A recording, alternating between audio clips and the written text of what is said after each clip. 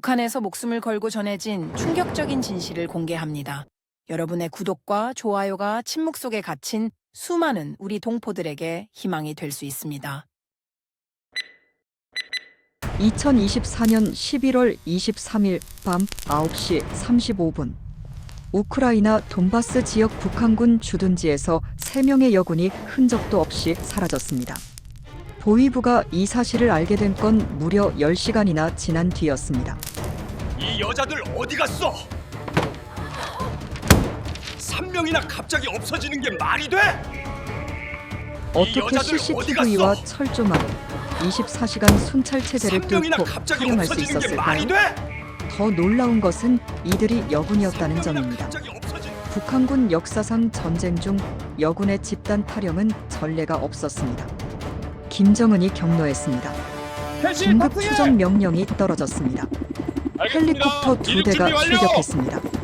하지만 3명은 이미 83km를 질주한 뒤였습니다. 그리고 17일 후 이들은 인천공항에 나타났습니다. 무릎을 꿇어 바닥에 주저앉은 그녀들의 울음소리가 너무 커 인천공항을 뒤흔들었습니다. 도대체 무슨 일이 있었던 것일까요? 지금부터 그 믿기 힘든 이야기를 시작합니다. 2024년 12월 15일 새벽 5시 30분 인천국제공항 제1터미널. 저는 지금도 그 순간을 잊을 수가 없습니다. 아니, 평생 잊지 못할 겁니다. 폴란드 바르샤바발 특별기에서 내려 입국 게이트를 통과하던 그 순간 말입니다. 고작 3초였습니다. 하지만 그 3초 안에 제 인생 전체가 압축되어 있었습니다. 국정원 요원들이 우리를 안내했습니다. 일반 승객들과는 완전히 분리된 특수 통로였습니다. VIP 라운지처럼 조용하고 한적한 공간이었죠. 형광등 불빛이 차갑게 느껴졌습니다. 복도를 걸으며 저는 심장이 터질 것만 같았습니다. 정말 한국 땅인가? 옆에서 미정 언니가 떨리는 목소리로 중얼거렸습니다. 금순 언니는 아무 말도 하지 않았지만 손이 파르르 떨리고 있었습니다. 우리 셋은 4달 전만 해도 서로 모르는 사이였습니다. 하지만 이제는 목숨을 함께 건 동지였습니다. 게이트 앞에 섰을 때였습니다. 국정원 팀장이라는 분이 우리를 멈춰 세웠습니다. 잠깐만 기다려주세요. 그분의 목소리에는 묘한 떨림이 있었습니다. 뭔가 준비된 것 같았습니다. 제 가슴은 더 빠르게 뛰기 시작했습니다. 여러분, 6,000km를 오셨습니다. 대한민국에 오신 것을 진심으로 환영합니다. 팀장님의 눈가가 붉어졌습니다. 그리고 여러분을 기다린 사람들이 있습니다. 그 순간 저는 숨이 멎는 줄 알았습니다. 오빠가? 제 입에서 저도 모르게 말이 튀어나왔습니다. 미정 언니도 얼굴이 하얗게 질렸습니다. 엄마가? 직접 확인하세요. 팀장님이 게이트 문을 열었습니다. 1초. 유리문 너머로 사람들이 보였습니다. 왼쪽에 20대 후반으로 보이는 남자. 공장 작업복을 입고 있었습니다. 가운데에는 50대 중반쯤 되어 보이는 여자분. 앞치마를 두른 채였습니다. 오른쪽에는 국정원 요원이 태블릿을 들고 서 있었습니다. 2초. 제 눈이 왼쪽 남자에게 고정됐습니다. 4년 전보다 훨씬 야윈 얼굴이었습니다. 하지만 틀림없었습니다. 저 눈매, 저 이마, 저 입매. 제가 평생 그리워하던 그 얼굴. 오빠. 미정 언니는 가운데 여자분을 보고 있었습니다. 5년 만에 보는 어머니였습니다. 흰머리가 많이 늘었지만 익숙한 그 미소. 금순 언니는 태블릿 화면을 응시했습니다. 화면 속에는 7살쯤 되어 보이는 여자아이가 있었습니다. 고아원 교복을 입은 채 카메라를 보며 웃고 있었습니다. 3초. 우리 셋은 동시에 무릎이 꺾였습니다. 바닥에 주저앉으며 저는 소리내어 울었습니다. 오빠, 오빠. 미정 언니도 금순 언니도 함께 울었습니다. 4개월간 참았던 눈물이 한꺼번에 쏟아졌습니다. 아니, 4년간, 5년간 평생을 참았던 눈물이었습니다. 그게 바로 3초 만에 오열한 이유였습니다. 하지만 이 이야기를 제대로 하려면 처음부터 시작해야 합니다. 2024년 8월 우크라이나 파병 명령을 받았던 그날부터 말입니다. 2024년 8월 5일 함경북도 청진의 인민군 여군부대 동무들 조국의 부름이다. 정치장교의 목소리가 막사안을 울렸습니다. 우리 200명의 여군이 집 앞에 있었습니다. 다들 긴장한 표정이었습니다. 최근 몇 주간 이상한 소문이 돌았거든요. 러시아로 파병된다는. 위대한 장군님의 명령으로 우리 조선인민군은 러시아 동맹과 함께 제국주의 침략자들과 싸울 것이다. 파병. 정말이었습니다. 여군 200명이 선발되었다. 의무병, 통신병, 취사병으로 구성된다. 명단을 호명한다. 제 이름이 불렸습니다. 한서연, 28세, 하사, 통신병. 그 순간 제 머릿속은 하얗게 변했습니다. 전쟁터라니. 러시아라니. 살아 돌아올 수 있을까? 아니, 오히려 기회일 수도 있다. 그 생각이 머릿속을 스쳤습니다. 러시아, 유럽과 가까운 곳. 탈출할 수 있는 기회가 생길지도 모른다. 한국으로 갈 수 있는 기회. 오빠를 만날 수 있는 기회. 제 품속에는 낡은 사진 한 장이 있었습니다. 2020년 겨울 두만강 얼음 위에서 오빠가 제게 건넨 사진. 오빠와 제가 어렸을 때 함께 찍은 유일한 사진이었습니다. 서연아, 이거 가지고 있어. 나는 먼저 건너간다. 너는 나중에 꼭 따라와. 알았지? 그게 오빠의 마지막 말이었습니다. 오빠는 얼음을 건너갔습니다. 저는 보위부의 순찰을 피해 숨어 있다가 결국 건너지 못했습니다. 그 후 오빠의 소식은 들을 수 없었습니다. 중국에서 잡혀 북송되었다는 소문도 있었고 총에 맞아 죽었다는 소문도 있었습니다. 하지만 저는 믿고 싶었습니다. 오빠가 살아있다고. 한국까지 갔다고. 파병 명단에서 또 다른 이름들이 불렸습니다. 박미정. 제 옆에 서 있던 여군이 대답했습니다. 27세, 병장, 의무병. 얼굴이 창백했습니다. 이금순. 뒤쪽에서 나직한 목소리가 들렸습니다. 29세, 상병, 취사병. 수척한 얼굴의 여자였습니다. 그때는 몰랐습니다. 이 두 사람과 제가 함께 목숨을 건 탈출을 하게 될 줄은. 파병 준비는 일주일 만에 끝났습니다. 2024년 8월 12일, 우리는 평양으로 이동했습니다. 순안공항에서 러시아 수송기를 탔습니다. 좌석도 제대로 없는 화물기였습니다. 모스크바를 경유해 8월 14일 우크라이나 돈바스 지역에 도착했습니다. 첫인상은 공포였습니다. 폭격으로 부서진 건물들, 포격 소리, 헬리콥터 소음. 전쟁터였습니다. 진짜 전쟁터. 여군들은 저쪽 막사로. 러시아군 장교가 소리쳤습니다. 우리는 남군들과 분리되어 별도의 막사로 배정받았습니다. 낡은 컨테이너 박스 같은 건물이었습니다. 첫날 밤이었습니다. 막사 문이 거칠게 열렸습니다. 술 냄새를 풍기는 러시아 군인 3명이 들어왔습니다. 여기 북한 여자들이라며. 러시아어였지만 저는 알아들을 수 있었습니다. 밀수 라디오로 몇 년간 러시아 방송을 들었거든요. 군인들이 우리를 훑어봤습니다. 그 눈빛에서 저는 본능적으로 위험을 느꼈습니다. 저리 가. 우리 중 한 명이 소리쳤습니다. 하지만 러시아 군인들은 비웃었습니다. 북한 여자들, 우리 말 알아듣나? 한 군인이 제 팔을 붙잡았습니다. 저는 몸을 빼려 했지만 힘에서 밀렸습니다.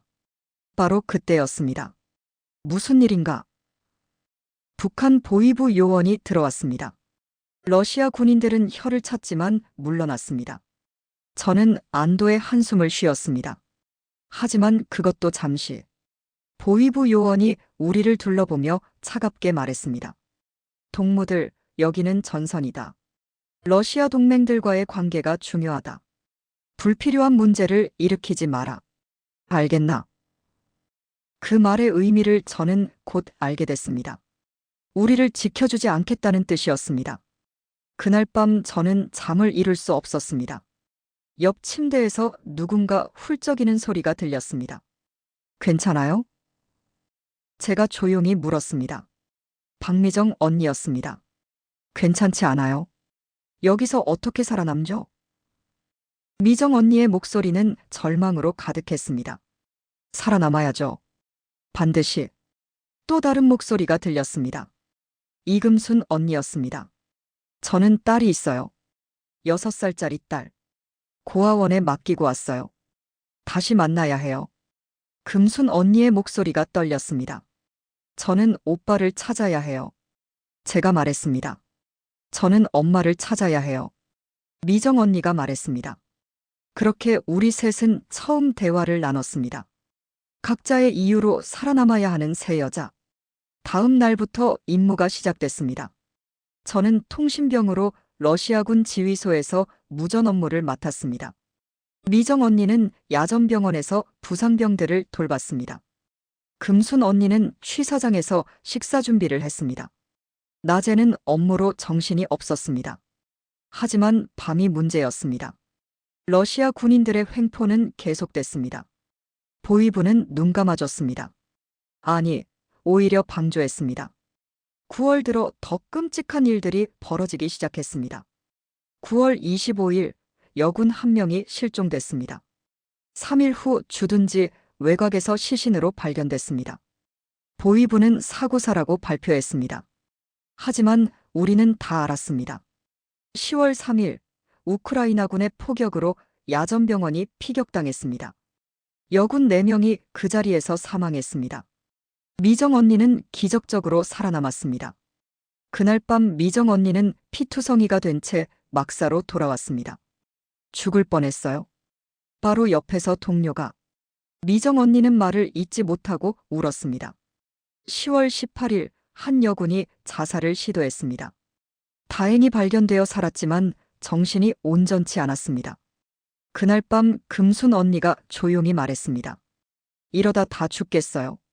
죽을 바엔 탈출하는 게 낫지 않을까요? 탈출. 그 단어가 막사 안에 울렸습니다. 저는 심장이 빠르게 뛰기 시작했습니다. 미정 언니도 긴장한 표정이었습니다. 어떡해요? 여기서 어디로 도망가요? 미정 언니가 물었습니다. 폴란드. 제가 말했습니다. 폴란드 국경까지 100km도 안 돼요. 러시아군 지휘소에서 지도를 봤어요. 하지만 검문소가 뚫고 나가야죠. 금순 언니가 단호하게 말했습니다. 제 딸을 다시 볼 수 있다면 뭐든 하겠어요. 저도 결심했습니다. 저도 해요. 오빠를 만나야 해요. 미정 언니가 마지막으로 고개를 끄덕였습니다.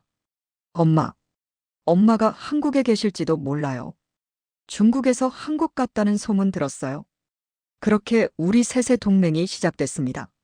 10월 20일 밤 화장실에서 우리는 첫 번째 밀담을 나눴습니다. 각자 할 수 있는 일을 해요. 제가 말했습니다. 저는 통신병이니까 러시아군 순찰 패턴을 파악할게요. 라디오도 도청할 수 있어요. 저는 의무병이니까. 미정 언니가 잠시 망설이다 말했습니다. 수면제를 구할 수 있어요. 야전병원 약품 창고에서. 저는 취사병이니까 식량을 모을 수 있어요. 금순 언니가 말했습니다. 그리고 러시아군 군복도 세탁물에서 가져올 수 있어요. 계획이 구체화되기 시작했습니다. 하지만 가장 중요한 건 시기였습니다. 언제 탈출할 것인가? 11월 5일 제 인생을 바꾼 사건이 일어났습니다. 러시아군 보급품 상자를 정리하던 중이었습니다. 상자 밑바닥에서 낡은 신문 한 장이 나왔습니다. 한국 신문이었습니다. 2024년 9월자 조선일보. 제 손이 떨렸습니다. 한국 신문을 보는 것만으로도 총살감이었습니다. 하지만 저는 재빨리 신문을 접어 속옷 안에 숨겼습니다. 그날 밤 막사에서 저는 조심스럽게 신문을 펼쳤습니다. 미정 언니와 금순 언니가 양옆에서 함께 봤습니다. 일면 머리 기사. 북한 이탈 주민 3만 명 돌파. 제 눈에 눈물이 고였습니다. 3만 명. 3만 명이 북한을 떠나 한국으로 갔다는 뜻이었습니다. 그리고 작은 기사 하나가 제 시선을 끌었습니다. 우크라이나 파병 북한군 탈출 시도 증가. 러시아 당국 경계 강화. 기사는 짧았지만 중요한 정보가 담겨 있었습니다. 이미 북한 남군들이 탈출을 시도하고 있다는 것. 일부는 성공했다는 것. 우리도 할 수 있어요. 미정 언니가 떨리는 목소리로 말했습니다. 그리고 신문 하단에 작은 사진이 하나 있었습니다. 탈북자 정착지원센터 개소식 기사였습니다. 사진 속에는 많은 사람들이 모여 있었습니다. 저는 그 사진을 자세히 들여다봤습니다. 인파 속에서 희미하게 보이는 얼굴 하나. 제 심장이 멎었습니다. 이 사람. 저는 사진 속 얼굴을 손가락으로 가리켰습니다. 흐릿했지만 틀림없었습니다. 오빠 같아요. 품속의 낡은 사진을 꺼내 신문과 비교했습니다. 4년이 지났지만 윤곽이 비슷했습니다. 확실해요? 금순 언니가 물었습니다. 확실하지 않아요.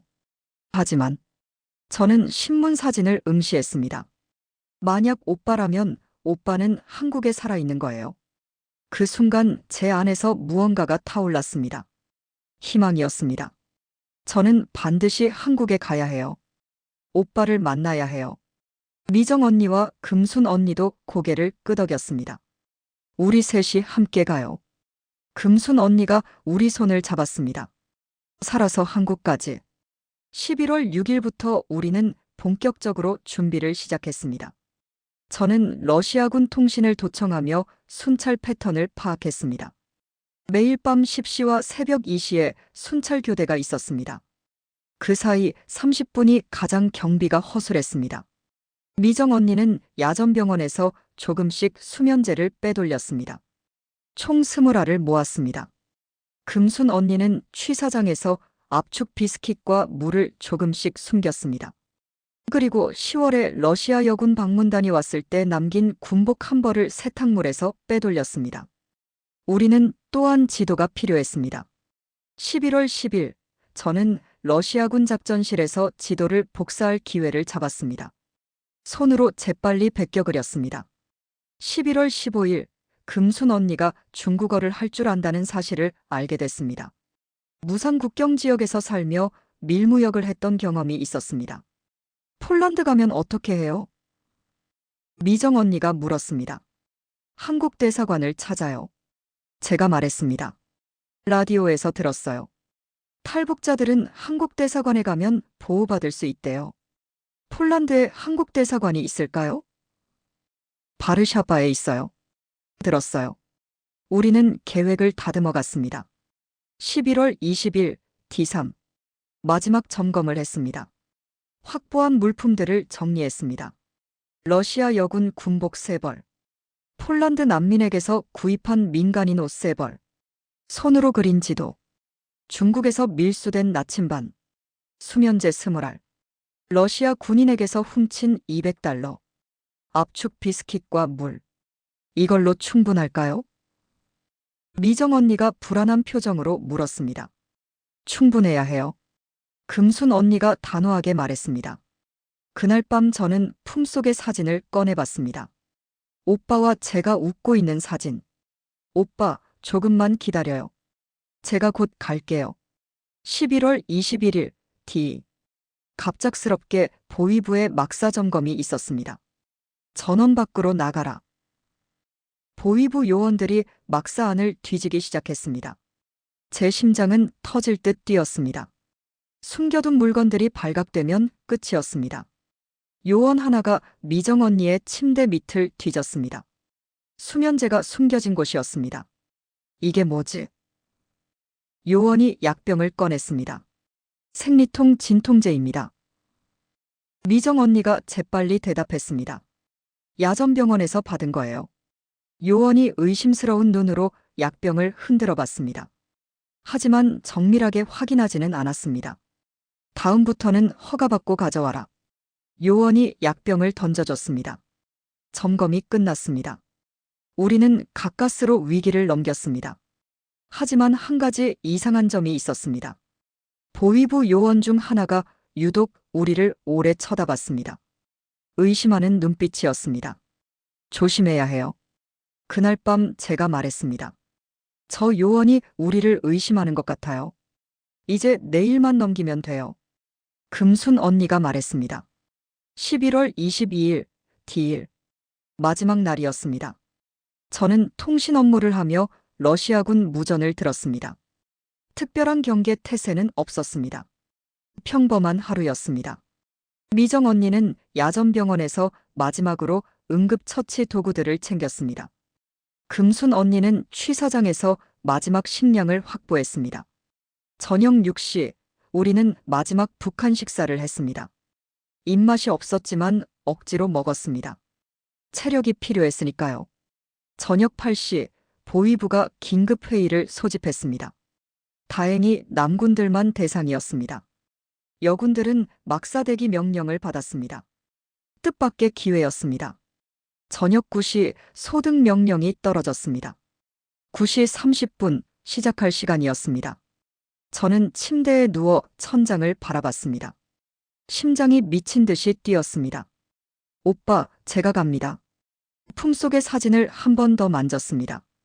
9시 35분, 저는 조용히 일어났습니다. 화장실에 간다는 핑계로 막사를 나섰습니다. 복도는 어두웠습니다. CCTV 사각지대를 따라 조심스럽게 움직였습니다. 5분 후 미정 언니가 뒤따라 나왔습니다. 10분 후 금순 언니가 마지막으로 나왔습니다. 우리는 약속된 장소에 모였습니다. 야외 샤워장 뒤편의 폐건물이었습니다. 준비됐어요? 제가 물었습니다. 두 사람이 고개를 끄덕였습니다. 우리는 러시아 여군 군복으로 갈아입었습니다. 계급장도 달았습니다. 이제 시작이에요. 금순 언니가 말했습니다. 살아서 한국까지. 우리는 손을 맞잡았습니다. 바로 그때였습니다. 폐건물 밖에서 발소리가 들렸습니다. 우리는 숨을 죽였습니다. 누군가 건물 쪽으로 다가오고 있었습니다. 손전등 불빛이 창문으로 비쳤습니다. 누구야? 러시아어였습니다. 순찰병이었습니다. 우리는 서로를 바라봤습니다. 공포와 결의가 뒤섞인 눈빛. 이제 돌아갈 수 없었습니다. 순찰병의 발소리가 점점 가까워졌습니다. 저는 금순 언니를 쳐다봤습니다. 금순 언니는 주머니에서 물병을 꺼냈습니다. 미정 언니가 재빨리 수면제 2알을 물병에 넣었습니다. 떨리는 손으로 물병을 흔들어 약을 녹였습니다. 제가 할게요. 금순 언니가 나직이 말했습니다. 러시아어를 조금 할 수 있어요. 금순 언니는 숨을 한번 크게 들이마시고 폐건물 밖으로 나갔습니다. 저와 미정 언니는 어둠 속에 숨어 지켜봤습니다. 동지. 금순 언니가 러시아어로 순찰병을 불렀습니다. 발음이 서툴렀지만 알아들을 수 있었습니다.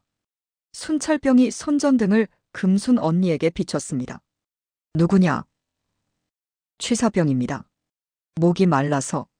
금순 언니가 물병을 들어 보였습니다. 혹시 물 좀 나눠 마실 수 있을까요? 순찰병이 경계를 늦추지 않았습니다. 하지만 금순 언니가 먼저 물을 마시는 척하자 조금 안심한 듯 했습니다. 여기서 뭐 하는 거야?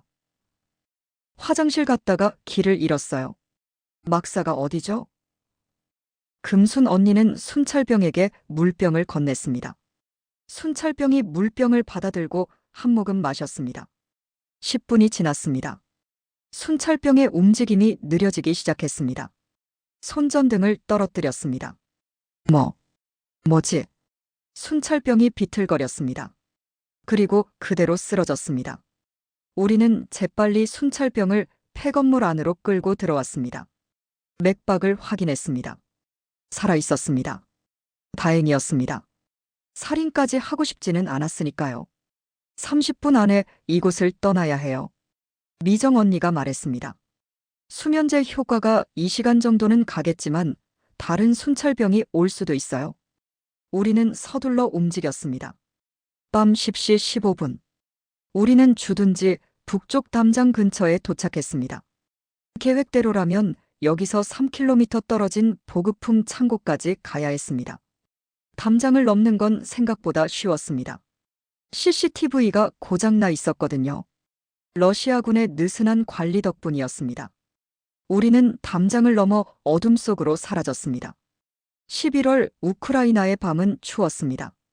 영하 5도쯤 되었을 겁니다. 하지만 우리에게는 두려움이 추위보다 더 강렬했습니다. 지도를 보며 북서쪽으로 걸었습니다. 도로를 피해 숲길로 다녔습니다. 1시간쯤 걸었을까요? 보급품 창고가 보였습니다. 창고는 철조망으로 둘러싸여 있었지만 경비는 허술했습니다. 경비병 2명이 건물 앞에서 담배를 피우고 있었습니다. 어떻게 하죠? 미정 언니가 속삭였습니다. 정면으로 갑니다. 제가 말했습니다. 우리는 러시아 여군이에요. 당당하게 행동해야 해요. 우리는 러시아 군복을 다시 한번 점검했습니다. 계급장도 확인했습니다. 그리고 담담하게 창고 정문으로 걸어갔습니다. 서라. 경비병이 소총을 들었습니다. 통신대 긴급 임무입니다. 제가 러시아어로 또박또박 말했습니다. 전방부대의 의료 장비를 긴급 수송해야 합니다. 명령서는 여기. 저는 미리 준비한 가짜 명령서를 보여줬습니다.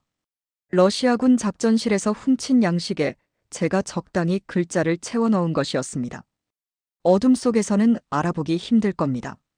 경비병이 명령서를 대충 훑어봤습니다. 들어가라. 문이 열렸습니다.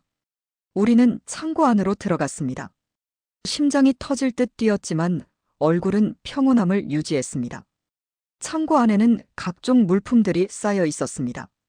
그리고 한쪽 구석에 의료용 밴이 세워져 있었습니다. 저거예요. 미정 언니가 밴을 가리켰습니다. 우리는 밴에 올라탔습니다. 미정 언니가 운전석에 앉았습니다. 운전할 수 있어요? 금순 언니가 물었습니다.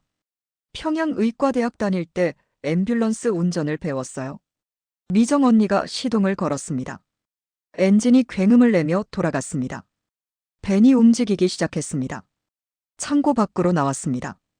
경비병들이 손을 흔들었습니다. 우리도 손을 흔들어 답했습니다.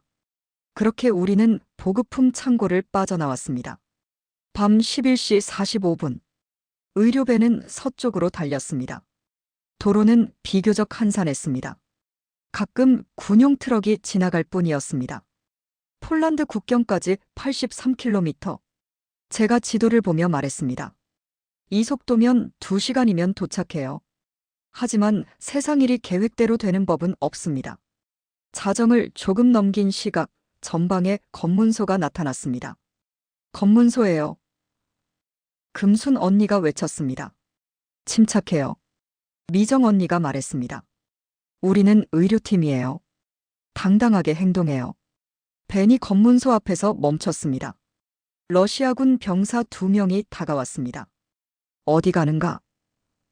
전방 야전병원입니다. 긴급 의료품 수송 중입니다. 미정 언니가 유창한 러시아어로 대답했습니다. 놀랍게도 미정 언니의 러시아어 실력은 제 것보다 나았습니다. 서류는? 미정 언니가 가짜 명령서를 건넸습니다. 병사가 서류를 살폈습니다. 그리고 뒤쪽을 확인하려 했습니다. 잠깐만. 병사가 밴 뒷문을 열려고 했습니다. 제 머릿속이 하얗게 변했습니다. 뒤에는 의료 장비 대신 우리가 챙긴 짐들이 있었습니다. 바로 그때 금순 언니가 재빨리 움직였습니다. 뒤에서 피 묻은 붕대를 꺼내 병사에게 보여줬습니다. 감염 위험이 있습니다. 금순 언니가 러시아어로 외쳤습니다. 붕대는 미정 언니가 야전병원에서 미리 가져온 것이었습니다. 병사가 움찔하며 뒤로 물러났습니다. 빨리 가라. 병사가 손을 저었습니다. 미등이 언니가 엑셀을 밟았습니다. 밴이 검문소를 통과했습니다. 한참을 달리고 나서야 우리는 안도의 한숨을 쉬었습니다. 살았어요. 제가 중얼거렸습니다. 아직 멀었어요. 미정 언니가 말했습니다. 새벽 1시 30분. 우리는 계속 서쪽으로 달렸습니다. 도로 표지판이 나타났습니다. 폴란드 국경 65km. 희망이 보였습니다. 하지만 바로 그때였습니다. 치치치. 엔진에서 이상한 소리가 났습니다. 그리고 벤이 서서히 속도를 잃었습니다. 뭐예요? 엔진이 과열된 것 같아요. 미정 언니가 당황한 목소리로 말했습니다. 벤이 완전히 멈췄습니다. 우리는 내려서 엔진을 확인했습니다. 하지만 우리 중 누구도 엔진을 고칠 수 없었습니다. 어떻게 해요? 금순 언니가 물었습니다. 저는 지도를 펼쳤습니다. 걸어가야 해요. 65km를요. 선택의 여지가 없어요. 우리는 짐을 챙겼습니다. 러시아 군복을 벗고 민간인 옷으로 갈아입었습니다. 그리고 걷기 시작했습니다. 새벽 2시부터 7시까지. 우리는 쉬지 않고 걸었습니다. 5시간 동안 약 15km를 걸었습니다. 발에 물집이 잡혔습니다. 다리가 후들거렸습니다. 하지만 멈출 수 없었습니다. 새벽 6시쯤 동쪽 하늘이 밝아오기 시작했습니다. 그리고 저 멀리 철조망이 보였습니다. 저게 국경이에요. 제가 외쳤습니다. 우리는 마지막 힘을 짜내 걸었습니다. 하지만 바로 그때였습니다. 드르륵. 헬리콥터 소리였습니다. 뒤를 돌아보니 2대의 헬리콥터가 우리를 향해 날아오고 있었습니다. 북한군이에요. 금순 언니가 소리쳤습니다. 숲으로. 우리는 도로를 벗어나 숲속으로 뛰어들었습니다. 헬리콥터가 머리 위를 맴돌았습니다. 확성기에서 목소리가 울렸습니다. 탈영병들, 즉시 나와라. 보위부의 목소리였습니다. 우리는 나무 뒤에 숨었습니다. 심장이 귀에서 터질 듯 뛰었습니다. 열화상 카메라로 찾을 거예요. 미정 언니가 말했습니다. 체온을 낮춰야 해요. 어떻게요? 저기. 금순 언니가 작은 계곡을 가리켰습니다. 차가운 물이 흐르고 있었습니다. 우리는 계곡으로 내려가 물속에 몸을 담갔습니다.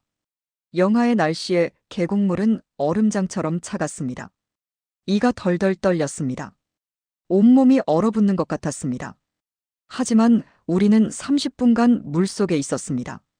헬리콥터가 계속 위를 맴돌았습니다. 하지만 우리를 발견하지 못했습니다. 차가운 물 덕분에 체온이 낮아져 열화상 카메라에 잡히지 않은 것입니다. 마침내 헬리콥터가 멀어졌습니다. 우리는 물 밖으로 나왔습니다. 온몸이 떨렸습니다. 저체온증에 걸릴 것 같았습니다. 움직여야 해요. 미정 언니가 말했습니다. 멈추면 얼어 죽어요. 우리는 다시 걷기 시작했습니다. 젖은 옷 그대로, 떨리는 다리로. 새벽 7시 30분. 마침내 우리는 폴란드 국경 철조망 앞에 도착했습니다. 철조망은 3m 높이였습니다. 그리고 철조망 너머 50m쯤 떨어진 곳에 폴란드 국경 수비대 초소가 보였습니다. 어떻게 넘어요? 금순 언니가 물었습니다. 저는 배낭에서 철사 절단기를 꺼냈습니다. 러시아군 보급품 창고에서 가져온 것이었습니다. 이걸로 끊어요. 철조망을 자르기 시작했습니다. 딱딱 소리가 났습니다. 세 번째 철사를 자르는 순간이었습니다. 삑. 경보음이 울렸습니다. 센서가 있었어요. 폴란드 국경 수비대 초소에서 병사들이 뛰어나왔습니다. 빨리! 우리는 필사적으로 철조망을 잘랐습니다. 손이 찢어져 피가 났습니다. 하지만 상관없었습니다. 마침내 구멍이 뚫렸습니다. 지금. 우리는 구멍을 통과했습니다. 옷이 찢어졌습니다. 살점이 긁혔습니다. 하지만 상관없었습니다. 폴란드 국경 수비대 병사들이 다가왔습니다. 소총을 겨누었습니다. 우리는 땅에 쓰러졌습니다. 더 이상 힘이 남아있지 않았습니다. 저는 마지막 힘을 짜내 고개를 들었습니다. 대한민국. 목소리가 갈라졌습니다. 대한민국. 국민입니다. 그리고 저는 의식을 잃었습니다. 눈을 떴을 때 저는 따뜻한 방 안에 있었습니다. 군용 담요가 몸을 덮고 있었습니다. 옆에는 미정 언니와 금순 언니가 누워 있었습니다. 둘 다 눈을 감고 있었지만 숨을 쉬고 있었습니다. 살아 있었습니다. 깨어났군요. 폴란드어였지만 저는 대충 알아들었습니다. 한 늙은 남자가 의자에 앉아 저를 보고 있었습니다. 여기가 어디죠? 폴란드 국경 마을 흐레벤네 HREBENN입니다. 남자가 영어로 말했습니다. 당신들은 폴란드 국경 수비대에 보호되었습니다.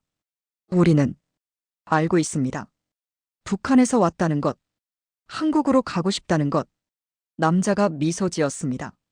제 이름은 얀 코왈스키젠 코왈스키입니다. 78세. 폴란드 한국전 참전 용사입니다. 제 눈이 커졌습니다. 한국전, 참전? 네. 1951년부터 1953년까지 한국에 있었습니다. 의료부대 소속이었죠. 얀 할아버지의 눈에 그리움이 어렸습니다. 부산, 대구. 아름다운 나라였습니다. 그때 한국 사람들이 우리에게 김치를 나눠줬죠. 배고픈 시절이었지만 나눔의 정신이 있었습니다. 할아버지가 제 손을 잡았습니다. 그 아이들이 이제 북한에서 목숨 걸고 왔다니. 제가 도와야죠. 눈물이 흘러내렸습니다. 감사합니다. 울지 마세요. 이제 안전합니다. 다음 날 미정 언니와 금순 언니도 깨어났습니다. 얀 할아버지는 우리에게 따뜻한 음식을 가져다 주었습니다. 감자 수프와 빵이었습니다. 우리는 4개월 만에 제대로 된 식사를 했습니다. 이제 어떻게 되는 거죠? 미정 언니가 물었습니다. 한국 대사관에 연락했습니다. 얀 할아버지가 말했습니다. 곧 연락이 올 겁니다. 그날 오후 정말로 전화가 왔습니다. 한국 국정원이었습니다. 여러분을 한국으로 데려가겠습니다. 하지만 시간이 좀 걸릴 겁니다. 외교적 문제가 있어서요. 국정원 요원의 목소리였습니다. 얼마나요? 3주 정도. 제3국을 경유해야 합니다. 알겠습니다. 우리는 기다리기로 했습니다. 3주쯤은 기다릴 수 있었습니다. 폴란드에서의 일주일은 평화로웠습니다. 얀 할아버지는 매일 우리를 찾아왔습니다. 한국 전쟁 때 이야기를 들려줬습니다. 1951년 겨울, 나는 부산 야전병원에 있었습니다. 매일 부상병들이 실려왔죠. 한국 간호사들이 밤낮 없이 일했습니다. 할아버지의 눈에 눈물이 맺혔습니다. 그중 한 간호사가 있었습니다. 이름은 기억나지 않지만 매일 환자들에게 미소를 지어줬죠. 자기도 배고플 텐데 환자들에게 먼저 음식을 나눠줬습니다. 그 간호사는 어떻게 됐어요? 미정 언니가 물었습니다. 모릅니다. 전쟁이 끝나고 헤어졌으니까요. 할아버지가 미정 언니를 바라봤습니다. 당신이 그분을 닮았습니다. 우크라이나에서 환자들을 돌봤다고 했죠? 네. 고맙습니다. 당신 같은 사람들이 세상을 지탱합니다. 11월 27일, 우리는 폴란드를 떠났습니다. 얀 할아버지가 개인 차량으로 독일 국경까지 데려다 줬습니다. 안녕히 가세요. 한국에 도착하면 연락해 주세요. 꼭 그러겠습니다. 우리는 할아버지를 껴안았습니다. 감사합니다. 할아버지가 없었다면. 아닙니다. 제가 감사합니다. 여러분 덕분에 70년 전 빚을 조금 갚은 것 같습니다. 독일 베를린에 도착했습니다. 한국 대사관 영사가 우리를 맞이했습니다. 환영합니다. 대한민국 국민 여러분. 그 말에 저는 또 울었습니다. 대한민국 국민. 저를 그렇게 불러준 사람은 처음이었습니다. 베를린 앙가욱에서 우리는 9일간 머물렀습니다. 그 사이 국정원이 우리를 면담했습니다. 우크라이나에서 무슨 일이 있었는지 말씀해 주시겠습니까? 우리는 모든 것을 이야기했습니다. 여군들의 처지, 성폭력, 동료들의 죽음. 면담관의 얼굴이 굳어졌습니다. 기록하겠습니다. 이 증언은 중요합니다. 면담이 끝난 후 면담관이 조심스럽게 물었습니다. 혹시 한국에 찾고 싶은 사람이 있습니까? 제 심장이 뛰기 시작했습니다.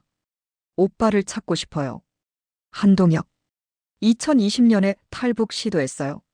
저는 엄마를 찾고 싶어요. 박순희. 2019년에 중국으로 갔어요. 저는 딸을 데려오고 싶어요. 북한 무산 고아원에 있어요. 면담관이 메모했습니다. 찾아보겠습니다. 12월 1일, 우리는 독일을 떠나 태국으로 갔습니다. 루프트한자 특별편이었습니다. VIP 라운지에서 대기했습니다. 신분 노출을 막기 위해서였습니다. 방콕에 도착해 한국 대사관으로 갔습니다. 태국에서 2주간 머물렀습니다. 정밀 건강검진을 받았습니다. 영양실조, 외상 후 스트레스 진단을 받았습니다. 한국 생활 교육도 받았습니다. 남한 억양, 표현, 민주주의, 시장경제. 그리고 12월 10일 국정원 요원이 우리를 찾아왔습니다. 가족 소식이 있습니다. 제 심장이 멎었습니다. 한동혁 씨 찾았습니다. 서울 구로구에 살고 있습니다. 공장에서 일하고 있습니다. 오빠가 살아있어요? 네. 2021년 한국에 입국했습니다. 저는 그 자리에서 주저앉아 울었습니다. 박순희 씨도 찾았습니다. 경기도 부천에 살고 있습니다. 식당에서 일하고 있습니다.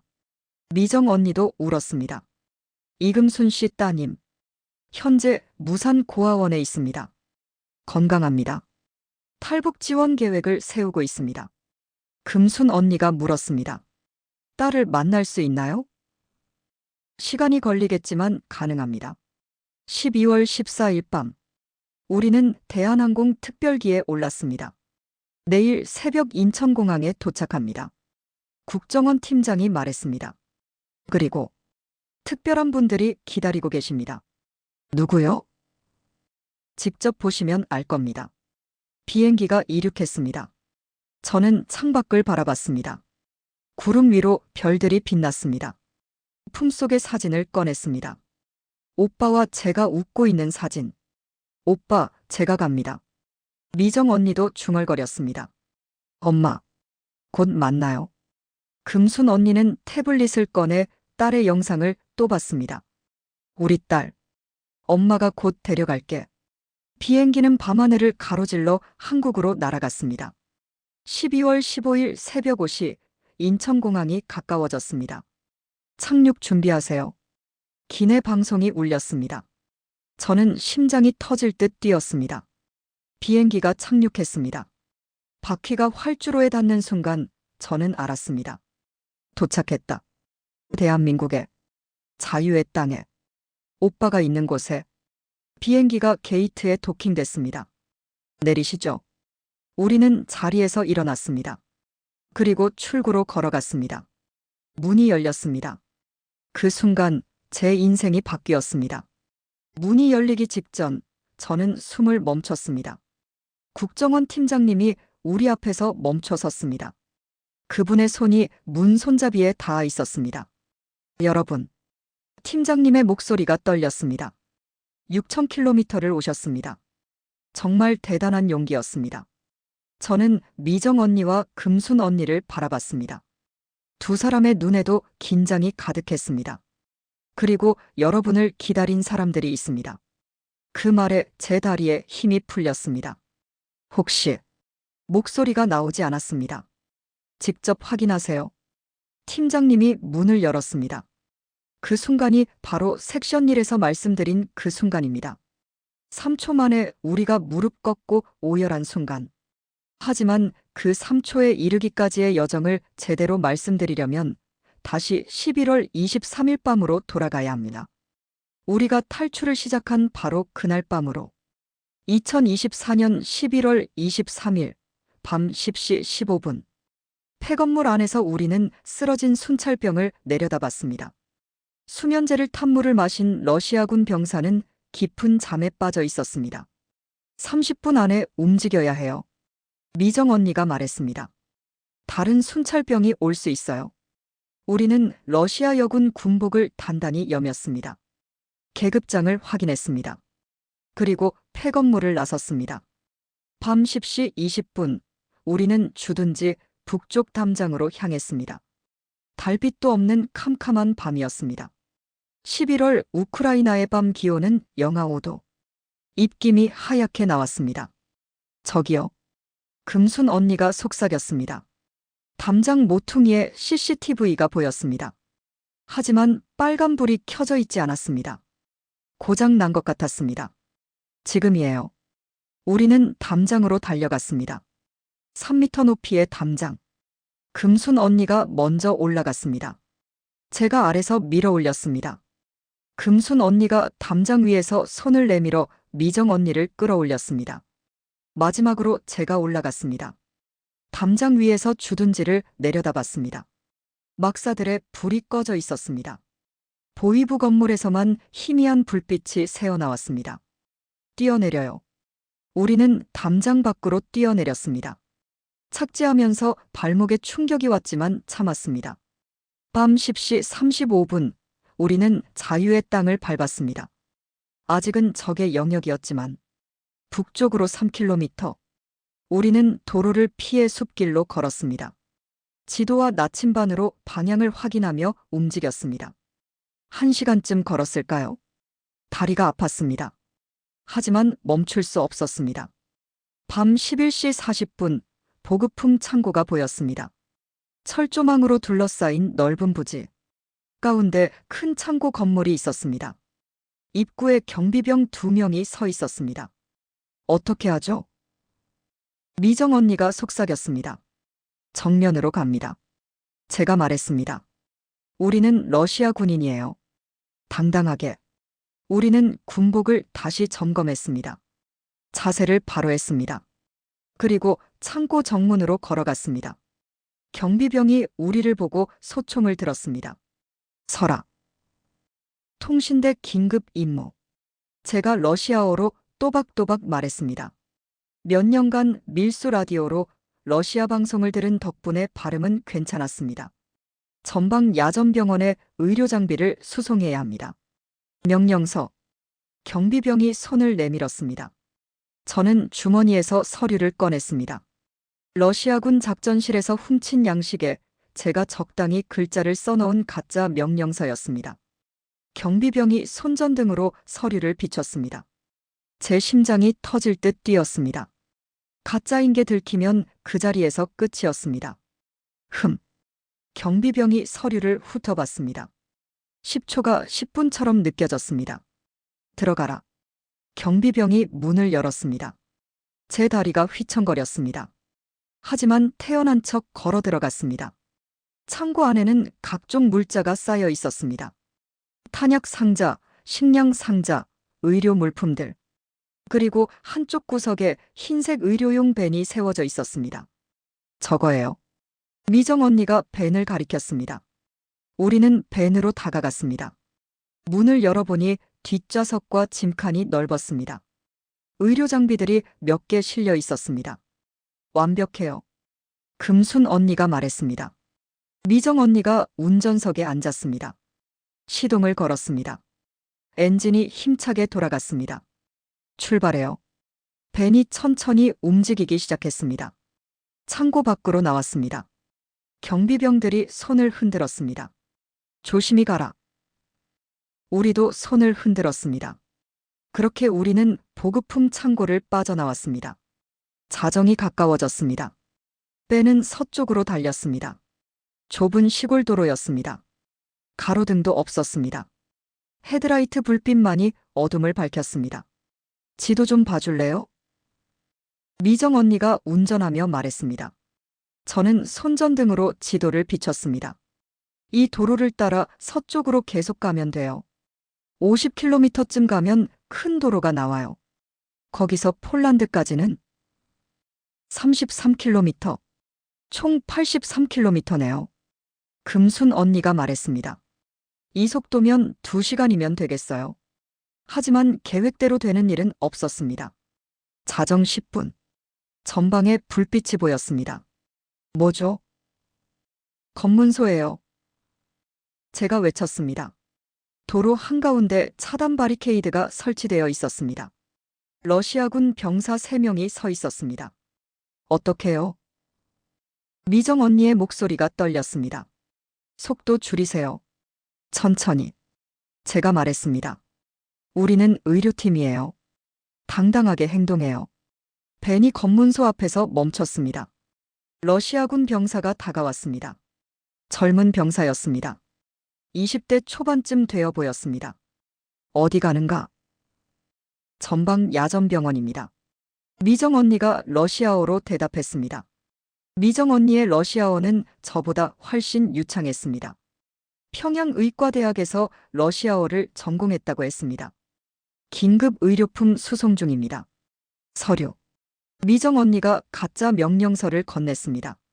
병사가 손전등으로 서류를 비췄습니다. 찬찬히 읽었습니다. 뒤를 확인하겠다. 병사가 벤 뒷문으로 향했습니다. 제 머릿속이 하얗게 변했습니다. 뒤에는 의료 장비가 거의 없었습니다. 그 대신 우리가 챙긴 배낭과 식량, 물병들이 있었습니다. 병사가 뒷문 손잡이를 잡았습니다. 바로 그때였습니다. 잠깐. 금순 언니가 뒤에서 소리쳤습니다. 감염 위험. 금순 언니가 피 묻은 붕대를 들고 나왔습니다. 야전병원에서 미정 언니가 미리 가져온 붕대였습니다. 이 환자는 감염증이 의심됩니다. 금순 언니가 러시아어로 외쳤습니다. 발음은 서툴렀지만 긴박함은 전달됐습니다. 병사가 움찔하며 뒤로 물러섰습니다. 무슨 감염? 확실하지 않습니다. 그래서 급히 이송 중입니다. 미정 언니가 거들었습니다. 병사가 붕대를 보며 얼굴을 찌푸렸습니다. 빨리 가라. 병사가 손을 저었습니다. 미정 언니가 엑셀을 밟았습니다. 벤이 검문소를 통과했습니다. 한참을 달리고 나서야 우리는 한숨을 쉬었습니다. 살았어요. 금순 언니가 중얼거렸습니다. 언니 대단했어요. 제가 말했습니다. 감염 위험이라니 어떻게 그런 생각을 했어요? 급한 김에 금순 언니가 쓴웃음을 지었습니다.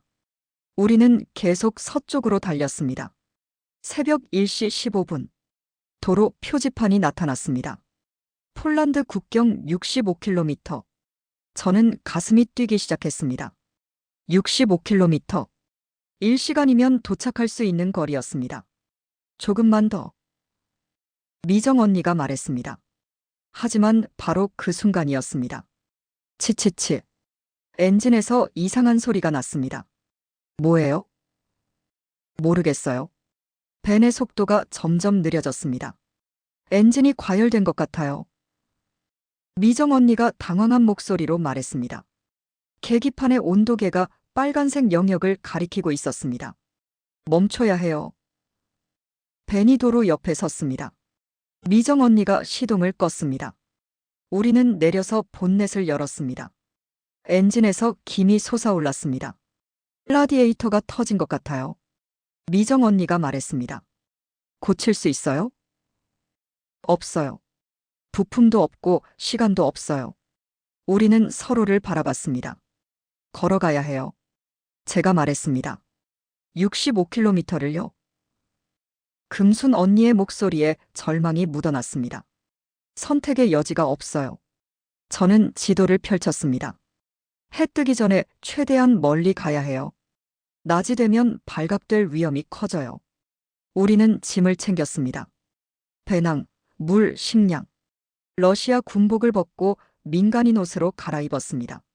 새벽 1시 45분, 우리는 걷기 시작했습니다. 차가운 바람이 얼굴을 때렸습니다. 영하의 날씨에 땀이 얼어붙었습니다. 하지만 멈출 수 없었습니다. 1시간을 걸었습니다. 5km쯤 갔을까요? 2시간을 걸었습니다. 다리가 후들거렸습니다. 3시간을 걸었습니다. 발에 물집이 잡혔습니다. 새벽 5시쯤이었을 겁니다. 쉬어요. 금순 언니가 주저앉았습니다. 못 가겠어요. 다리가 조금만 더. 제가 금순 언니를 일으켰습니다. 해가 뜨기 전에 국경까지 가야 해요. 미정 언니가 금순 언니의 다른 쪽 팔을 잡았습니다. 같이 가요. 우리는 다시 걷기 시작했습니다. 새벽 6시. 동쪽 하늘이 밝아오기 시작했습니다. 그리고 저 멀리 철조망이 보였습니다. 저기, 제가 외쳤습니다. 국경이에요. 우리는 마지막 힘을 짜냈습니다. 달렸습니다. 하지만 바로 그때였습니다. 드르륵. 헬리콥터 소리. 뒤를 돌아보니 2대의 헬리콥터가 우리를 향해 날아오고 있었습니다. 북한군 헬리콥터예요. 미정 언니가 소리쳤습니다. 숲으로. 우리는 도로를 벗어나 숲속으로 뛰어들었습니다. 헬리콥터가 머리 위를 맴돌았습니다. 바람에 나무들이 흔들렸습니다. 확성기에서 목소리가 울렸습니다. 탈영병 한서연, 박미정, 이금순, 즉시 나와 투항하라. 보이부였습니다. 이미 우리 이름을 알고 있었습니다. 발각됐어요. 어떻게요? 우리는 나무 뒤에 숨었습니다. 열화상 카메라로 찾을 거예요. 미정 언니가 말했습니다. 헬리콥터에 열화상 카메라가 있어요. 체온으로 우리를 찾아낼 거예요. 그럼 체온을 낮춰야 해요. 어떻게? 저기. 금순 언니가 작은 계곡을 가리켰습니다. 20m쯤 아래로 차가운 물이 흐르고 있었습니다. 물속으로. 우리는 계곡으로 내려갔습니다. 미끄러운 바위를 조심스럽게 밟으며 내려갔습니다. 물에 발을 담그는 순간 비명이 나올 뻔했습니다. 얼음장 같았습니다. 들어가요. 우리는 물속으로 몸을 담갔습니다. 이가 덜덜 떨렸습니다. 온몸이 얼어붙는 것 같았습니다. 헬리콥터가 머리 위를 지나갔습니다. 열화상 반응 없음. 확성기에서 러시아어 교신이 들렸습니다. 서쪽으로 이동. 헬리콥터가 멀어졌습니다. 하지만 우리는 계속 물속에 있어야 했습니다. 혹시 다시 돌아올지 모르니까요. 10분이 지났습니다. 20분이 지났습니다. 30분. 더 이상 견딜 수 없었습니다. 금순 언니의 입술이 파랗게 변했습니다. 나가요. 안 그러면 얼어 죽어요. 우리는 물 밖으로 나왔습니다. 젖은 옷에서 물이 뚝뚝 떨어졌습니다. 온몸이 떨렸습니다. 움직여야 해요. 미정 언니가 말했습니다. 멈추면 저체온증으로 죽어요. 우리는 다시 걷기 시작했습니다. 젖은 옷 그대로, 떨리는 다리로. 새벽 7시 15분. 마침내 우리는 폴란드 국경 철조망 앞에 도착했습니다. 3m 높이의 철조망. 철조망 너머 50m쯤 떨어진 곳에 폴란드 국경 수비대 초소가 보였습니다. 도착했어요. 금순 언니가 울먹였습니다. 저 너머가 폴란드예요. 저는 배낭에서 철사 절단기를 꺼냈습니다. 끊어요. 철조망에 절단기를 댔습니다. 딱. 첫 번째 철사가 끊어졌습니다. 딱. 두 번째. 딱. 세 번째. 바로 그 순간이었습니다. 삑. 귀청을 찢는 경보음. 센서가 있었어요. 폴란드 국경 수비대 초소에서 병사들이 뛰어나왔습니다. 소총을 들고. 빨리. 우리는 필사적으로 철조망을 잘랐습니다. 딱, 딱, 딱. 손에서 피가 났습니다. 철조망에 긁혔습니다.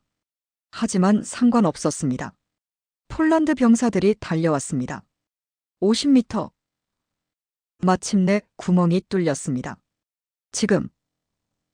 금순 언니가 먼저 구멍을 통과했습니다. 옷이 찢어졌습니다. 미정 언니가 두 번째로 통과했습니다. 팔에 상처가 났습니다. 제가 마지막이었습니다. 30m. 폴란드 병사들의 목소리가 들렸습니다. 저는 구멍에 몸을 밀어 넣었습니다. 옷이 철조망에 걸렸습니다. 서연. 미정 언니가 저를 잡아당겼습니다. 찢. 옷이 찢어지며 저는 구멍을 통과했습니다. 폴란드 땅. 우리는 폴란드 영토에 발을 디뎠습니다. 해냈어요. 저는 그 자리에 주저앉았습니다. 폴란드 국경 수비대 병사들이 도착했습니다. 소총을 겨눴습니다. 손들어. 폴란드어였습니다. 우리는 손을 들었습니다. 더 이상 힘이 없었습니다. 대한민국. 저는 마지막 힘을 짜내 말했습니다. 대한민국. 국민입니다. 그리고 저는 의식을 잃었습니다. 다시 눈을 떴을 때 저는 따뜻한 방 안에 있었습니다. 군용 담요가 몸을 덮고 있었습니다. 난로에서 따뜻한 열기가 났습니다. 깨어났군요. 낯선 목소리였습니다. 한 늙은 남자가 의자에 앉아 저를 보고 있었습니다. 78세쯤 되어 보이는 백발의 할아버지였습니다. 여기가 폴란드입니다. 국경마을 흐레벤네. 할아버지가 영어로 말했습니다. 당신들은 안전합니다. 저는 주위를 둘러봤습니다. 미정 언니와 금순 언니가 옆 침대에 누워 있었습니다. 숨을 쉬고 있었습니다. 살아 있었습니다. 동료들은 모두 무사합니다. 탈진과 경미한 저체온증뿐입니다. 할아버지가 미소 지었습니다. 제 이름은 얀 코알스키입니다. 폴란드 한국전 참전 용사입니다. 제 눈이 커졌습니다. 한국전, 참전? 네.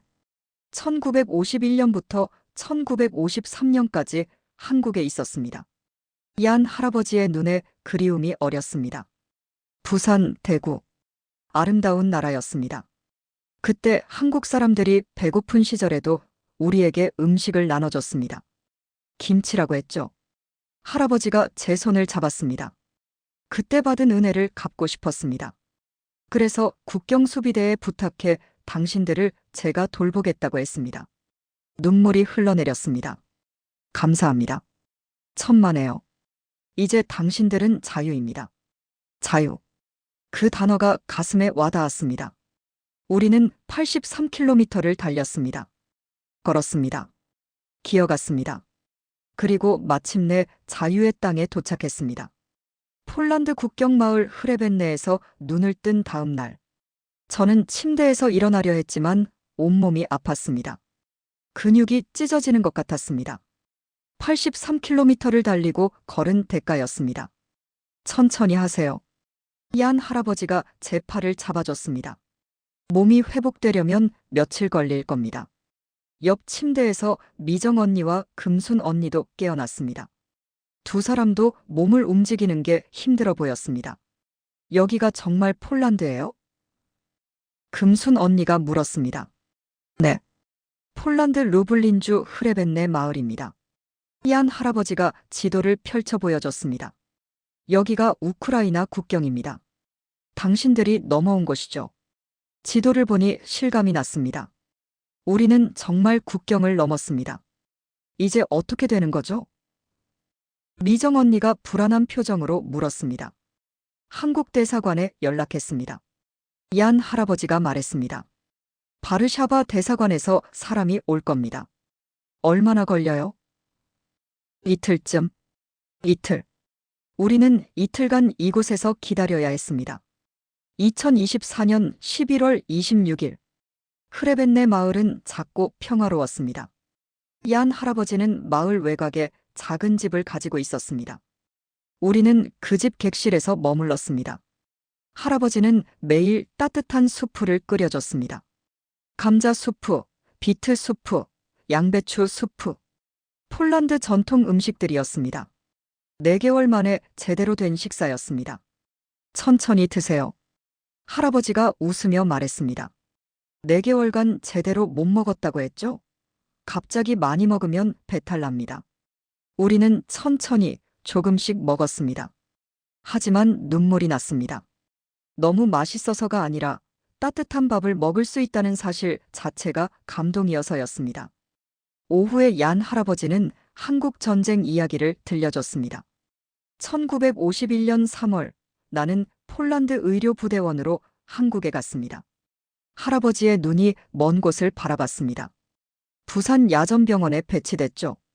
매일 부상병들이 실려왔습니다. 한국군, 미군, 유엔군. 전쟁은 끔찍했습니다. 그때 한국이 어땠어요?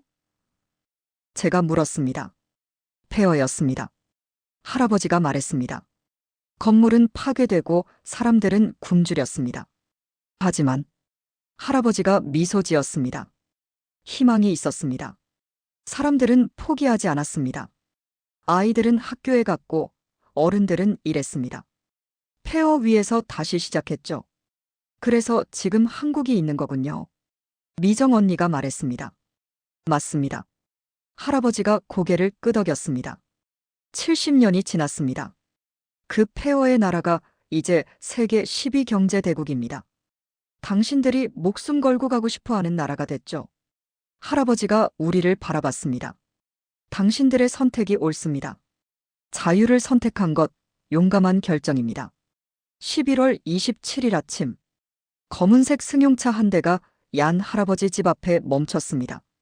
차에서 30대 중반으로 보이는 한국인 남자가 내렸습니다. 정장을 입고 있었습니다. 대한민국 국정원 해외팀입니다. 남자가 신분증을 보여줬습니다. 세 분을 모시러 왔습니다. 드디어였습니다. 우리는 짐을 챙겼습니다. 사실 짐이랄 것도 없었습니다. 배낭 하나씩이 전부였습니다. 얀 할아버지가 우리를 껴안았습니다. 안녕히 가세요. 한국에서 행복하게 사세요. 할아버지, 저는 울먹였습니다. 감사합니다. 할아버지 없었으면 괜찮습니다. 70년 전 빚을 조금 갚았을 뿐입니다. 할아버지가 제 손에 무언가를 쥐어줬습니다. 작은 메달이었습니다. 한국전 참전 기념 메달입니다. 가지세요. 행운의 부적으로. 하지만 이건 제게는 기억이 있습니다. 당신에게는 미래가 있습니다. 가지세요. 저는 메달을 꼭 쥐었습니다. 우리는 차에 올랐습니다. 차가 출발했습니다. 뒤를 돌아보니 얀 할아버지가 손을 흔들고 있었습니다. 폴란드에서 독일까지는 6시간이 걸렸습니다. 차는 고속도로를 달렸습니다. 창밖으로 유럽의 풍경이 지나갔습니다. 깨끗한 도로, 잘 정돈된 마을들, 평화로운 풍경. 북한과는 너무 달랐습니다. 놀랍죠? 국정원 요원이 말했습니다. 자유세계는 이렇게 살고 있습니다.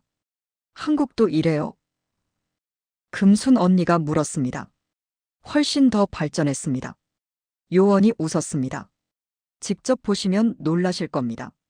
오후 3시쯤 독일 국경을 넘었습니다. 검문도 없었습니다. EU 국가들 간에는 국경 검문이 없다고 했습니다. 저녁 7시 베를린에 도착했습니다. 차는 한적한 주택가로 들어갔습니다. 그리고 한 집 앞에 섰습니다. 여기가 안가옥입니다. 요원이 말했습니다. 며칠간 여기서 머무실 겁니다. 집 안으로 들어가니 다른 국정원 요원들이 기다리고 있었습니다. 환영합니다. 40대 여성 요원이 우리를 맞이했습니다. 저는 상담관 김미선입니다. 앞으로 며칠간 여러분을 도와드릴 겁니다. 우리는 각자 방을 배정받았습니다. 깨끗한 침대, 따뜻한 난방, 개인 욕실. 천국 같았습니다. 씻고 쉬세요. 김미선 상담관이 말했습니다. 내일부터 면담을 시작하겠습니다. 11월 28일. 첫 면담이 시작됐습니다. 편하게 앉으세요. 김미선 상담관이 말했습니다. 오늘은 우크라이나에서 있었던 일을 듣고 싶습니다. 우리는 모든 것을 이야기했습니다.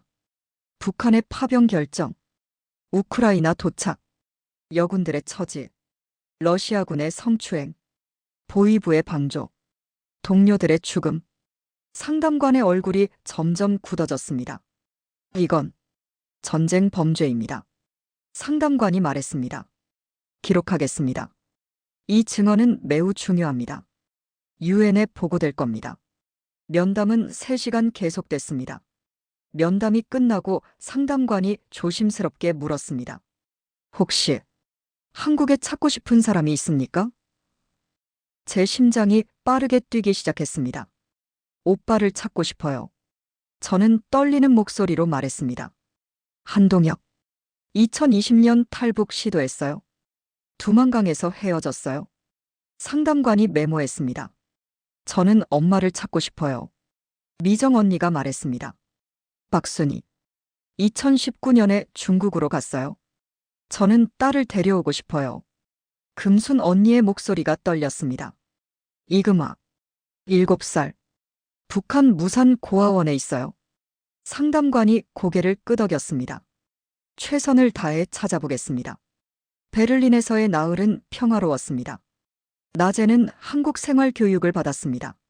남한 말투, 한국 문화, 민주주의, 시장 경제. 북한에서는 동무라고 하지만 남한에서는 친구라고 합니다. 북한에서는 일군이지만 남한에서는 직원입니다. 북한에서는 궤도전차지만 남한에서는 전철입니다. 같은 한국어인데 이렇게 다른 게 신기했습니다. 저녁에는 한국 드라마를 봤습니다. 태양의 후예, 도깨비 사랑의 불시착. 사랑의 불시착은 북한군 장교와 남한 재벌의 로맨스였습니다. 우리는 웃으며 봤습니다. 이렇게 낭만적이지 않아요. 미정 언니가 말했습니다. 북한군은 훨씬 더 거칠어요. 하지만 드라마 속 북한 여성들이 남한으로 와서 적응하는 모습은 우리와 비슷했습니다. 우리도 저렇게 될 수 있을까요? 금순 언니가 물었습니다. 당연하죠. 김미선 상담관이 말했습니다. 여러분은 이미 가장 어려운 일을 해냈습니다. 탈출. 이제는 적응만 하면 됩니다. 12월 1일. 김미선 상담관이 우리를 불렀습니다. 좋은 소식이 있습니다. 상담관의 얼굴에 미소가 번졌습니다. 가족 소식입니다. 제 심장이 멎었습니다. 한동혁 씨, 찾았습니다. 정말요? 제 목소리가 떨렸습니다. 네. 2021년 8월 한국 입국. 현재 서울 구로구 거주. 공장에서 일하고 있습니다. 눈물이 쏟아졌습니다. 오빠가 살아있어요? 네. 건강합니다. 저는 그 자리에 주저앉았습니다. 4년을 기다렸습니다. 4년간 오빠가 죽었을지도 모른다는 공포 속에 살았습니다. 하지만 오빠는 살아있었습니다. 한국에 박순희 씨도 찾았습니다. 미정 언니가 숨을 멈췄습니다. 경기도 부천 거주. 식당에서 일하고 있습니다. 2020년 입국. 미정 언니도 울기 시작했습니다. 엄마가, 네, 매일 따님을 기다렸다고 합니다. 탈북민 모임에서 계속 소식을 물어봤다고 하더군요. 상담관이 금순 언니를 바라봤습니다. 이금아 양. 현재 무산 고아원에 수용 중입니다. 건강 상태 양호합니다. 딸을 만날 수 있나요? 금순 언니가 간절한 눈빛으로 물었습니다. 시간이 걸리겠지만 계획하고 있습니다. 중국 네트워크를 통한 탈북 지원. 6개월에서 1년 정도 걸릴 것 같습니다. 1년이면 기다릴 수 있어요. 금순 언니가 눈물을 닦았습니다. 우리 딸, 꼭 만날 수 있는 거죠? 최선을 다하겠습니다. 12월 1일 저녁. 우리는 베를린 테겔 공항으로 향했습니다. 태국으로 갑니다. 김미선 상담관이 말했습니다. 왜 태국이요? 한국 바로 가면 안 돼요? 외교 문제가 있습니다. 상담관이 설명했습니다. 폴란드에서 한국으로 바로 가면 러시아와 북한이 폴란드 정부에 압력을 넣을 수 있습니다. 그래서 제3국을 경유합니다. 알겠습니다. 루프트한자 항공 특별편이었습니다.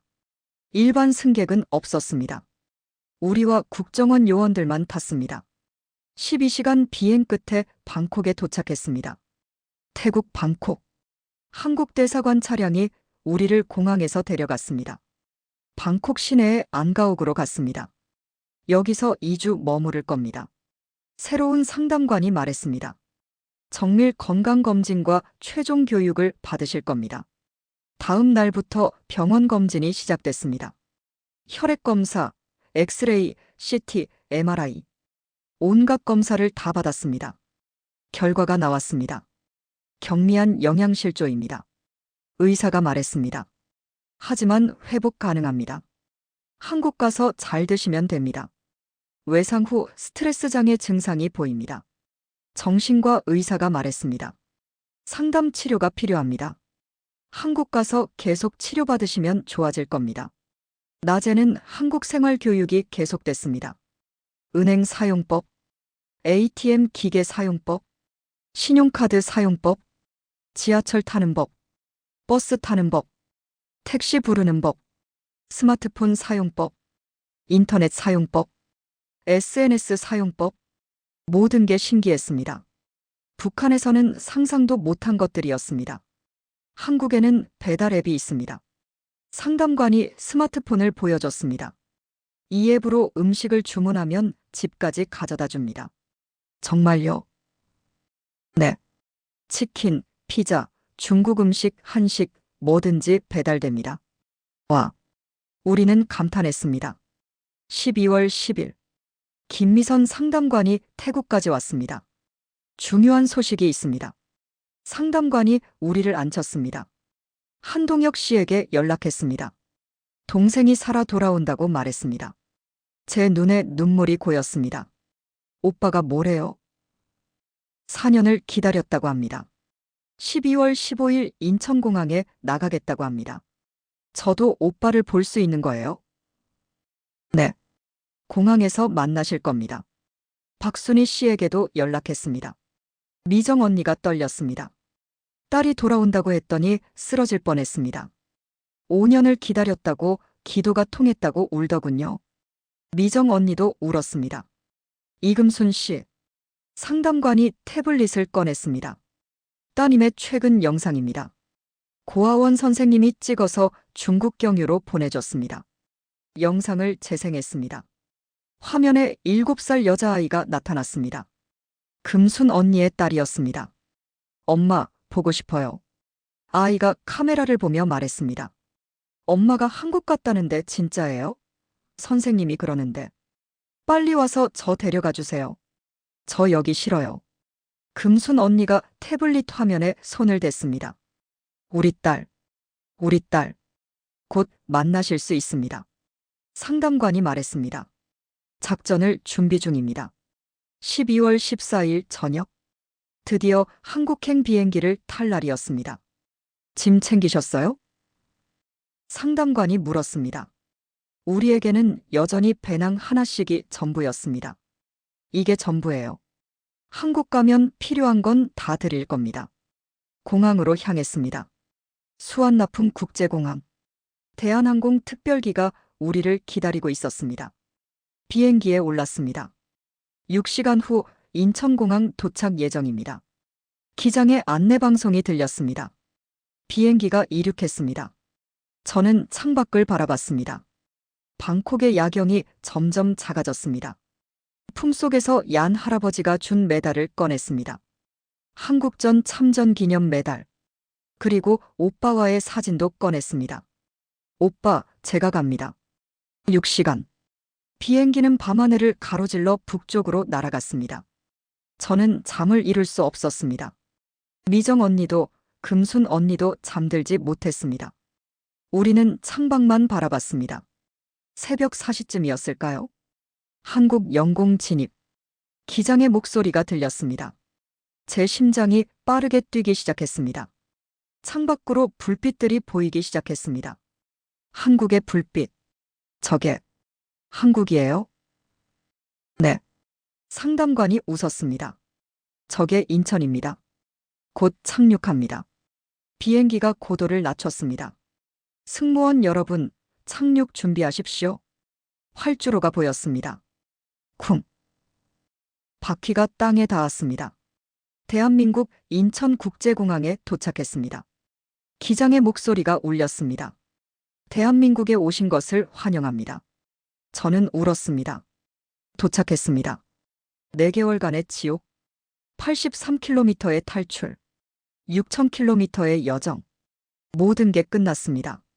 아니, 이제 시작이었습니다. 비행기가 게이트에 도킹됐습니다. 내리시죠. 국정원 팀장이 말했습니다. 우리는 자리에서 일어났습니다. 복도를 걸어 출구로 향했습니다. 특수 입국 게이트였습니다. 일반 승객과 분리된 통로. 게이트 앞에 섰을 때 팀장이 우리를 멈춰 세웠습니다. 여러분, 팀장의 목소리가 떨렸습니다. 6000km를 오셨습니다. 대한민국에 오신 것을 진심으로 환영합니다. 팀장이 문 손잡이에 손을 댔습니다. 그리고 여러분을 기다린 사람들이 있습니다. 제 다리에 힘이 풀렸습니다. 오빠가 직접 확인하세요. 팀장이 문을 열었습니다. 1초. 유리문 너머로 사람들이 보였습니다. 2초. 제 눈이 왼쪽 남자에게 고정됐습니다. 오빠였습니다. 3초. 우리 셋은 동시에 무릎이 꺾였습니다. 오빠, 오빠. 저는 바닥에 주저앉으며 울었습니다. 4개월의 공포, 4년의 기다림, 평생의 그리움이 한꺼번에 쏟아졌습니다. 그게 바로 3초 만에 오열한 이유였습니다. 3초. 고작 3초였습니다. 하지만 그 3초 안에 제 인생 전체가 압축되어 있었습니다. 게이트 문이 열렸습니다. 유리문 너머로 대기실이 보였습니다. 1초째. 저는 왼쪽에 서 있는 남자를 봤습니다. 20대 후반. 공장 작업복을 입고 있었습니다. 야윈 얼굴. 하지만 그 눈매, 그 이마, 그 인매. 틀림없었습니다. 한동혁. 제 오빠였습니다. 미정 언니는 가운데 서 있는 여자를 봤습니다. 50대 중반. 앞치마를 두른 채였습니다. 흰머리가 많이 늘었지만 그 미소, 그 눈빛. 박순희. 미정 언니의 어머니였습니다. 금순 언니는 오른쪽 국정원 요원이 들고 있는 태블릿을 봤습니다. 화면 속에 7살 여자아이가 있었습니다. 고아원 교복을 입고 카메라를 보며 웃고 있었습니다. 이금아. 금순 언니의 딸이었습니다. 2초째. 제 뇌가 그 이미지를 처리하기 시작했습니다. 저 사람이 오빠인가? 4년 전 두만강 얼음 위에서 헤어진 그 오빠. 중국에서 죽었을지도 모른다고, 총에 맞았을지도 모른다고 생각했던 그 오빠. 하지만 오빠는 살아 있었습니다. 한국에 있었습니다. 저를 기다리고 있었습니다. 미정 언니의 뇌도 처리했습니다. 저 사람이 엄마인가? 5년 전 중국으로 떠난 엄마. 배신자라고 비난받았던 엄마. 다시는 못 만날 거라고 생각했던 엄마. 하지만 엄마는 한국에 있었습니다. 딸을 기다리고 있었습니다. 금순 언니의 뇌도 처리했습니다. 저 아이가 우리 딸인가? 고아원에 맡기고 온 딸. 배고프다고 울던 딸. 엄마 보고 싶다고 했던 딸. 영상 속에서지만 건강해 보였습니다. 웃고 있었습니다. 3초째. 감정이 폭발했습니다. 저는 더 이상 서 있을 수 없었습니다. 무릎이 꺾였습니다. 바닥에 주저앉았습니다. 오빠, 오빠. 제 입에서 절규가 터져 나왔습니다. 미정 언니도 무릎이 꺾였습니다. 엄마, 엄마. 금순 언니도 바닥에 주저앉았습니다. 딸, 우리 딸. 우리 셋은 동시에 오열했습니다. 국정원 요원들도 눈시울이 붉어졌습니다. 공항 직원들도 눈물을 닦았습니다. 그리고 문이 완전히 열렸습니다. 오빠가 달려왔습니다. 서연아. 오빠가 저를 끌어안았습니다. 동생아. 내 동생. 저는 오빠의 품에 얼굴을 묻고 울었습니다. 오빠, 오빠. 말이 나오지 않았습니다. 4년간 하고 싶었던 말이 너무 많았지만 입 밖으로 나오지 않았습니다. 미안해. 내가 먼저 와서 미안해.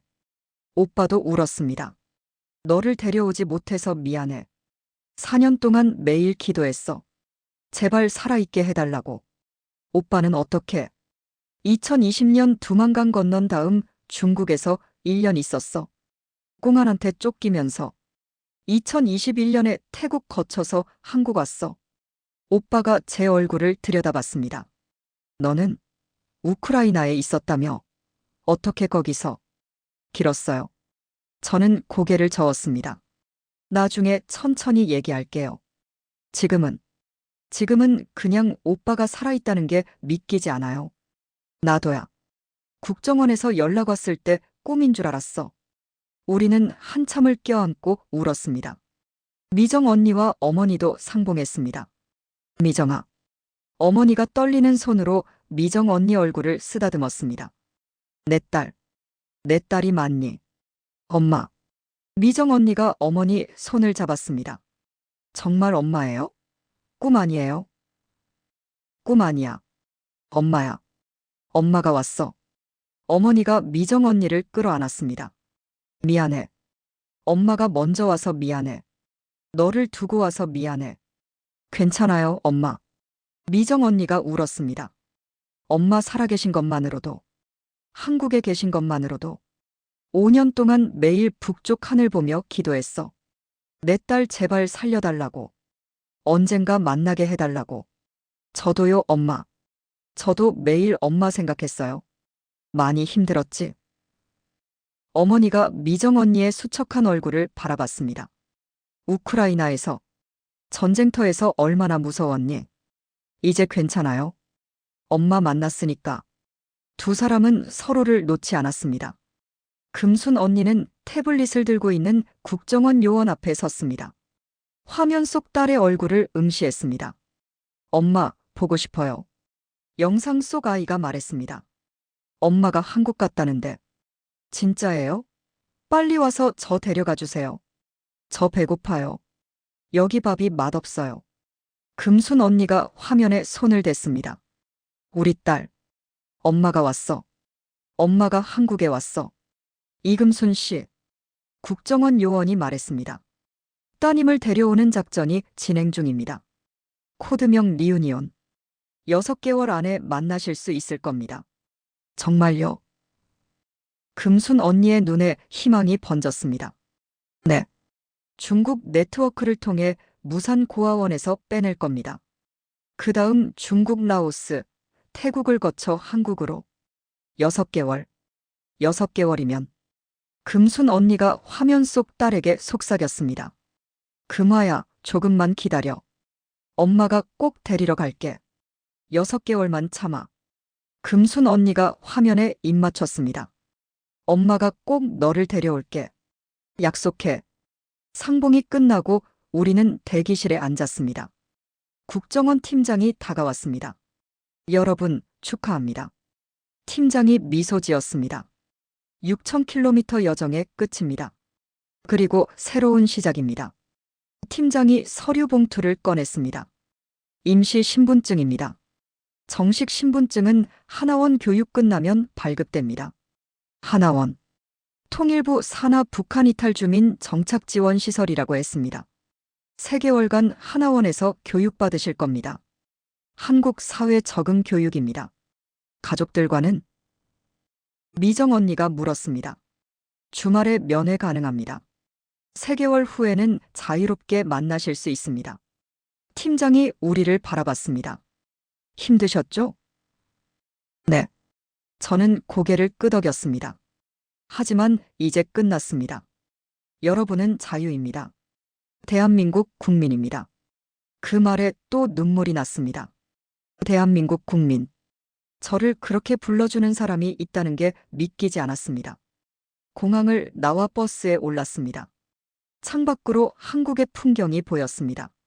새벽 6시였지만 도로에는 차들이 많았습니다. 고층 빌딩들이 즐비했습니다. 네온 사인이 빛났습니다. 와, 금순 언니가 감탄했습니다. 이게 한국이에요? 네.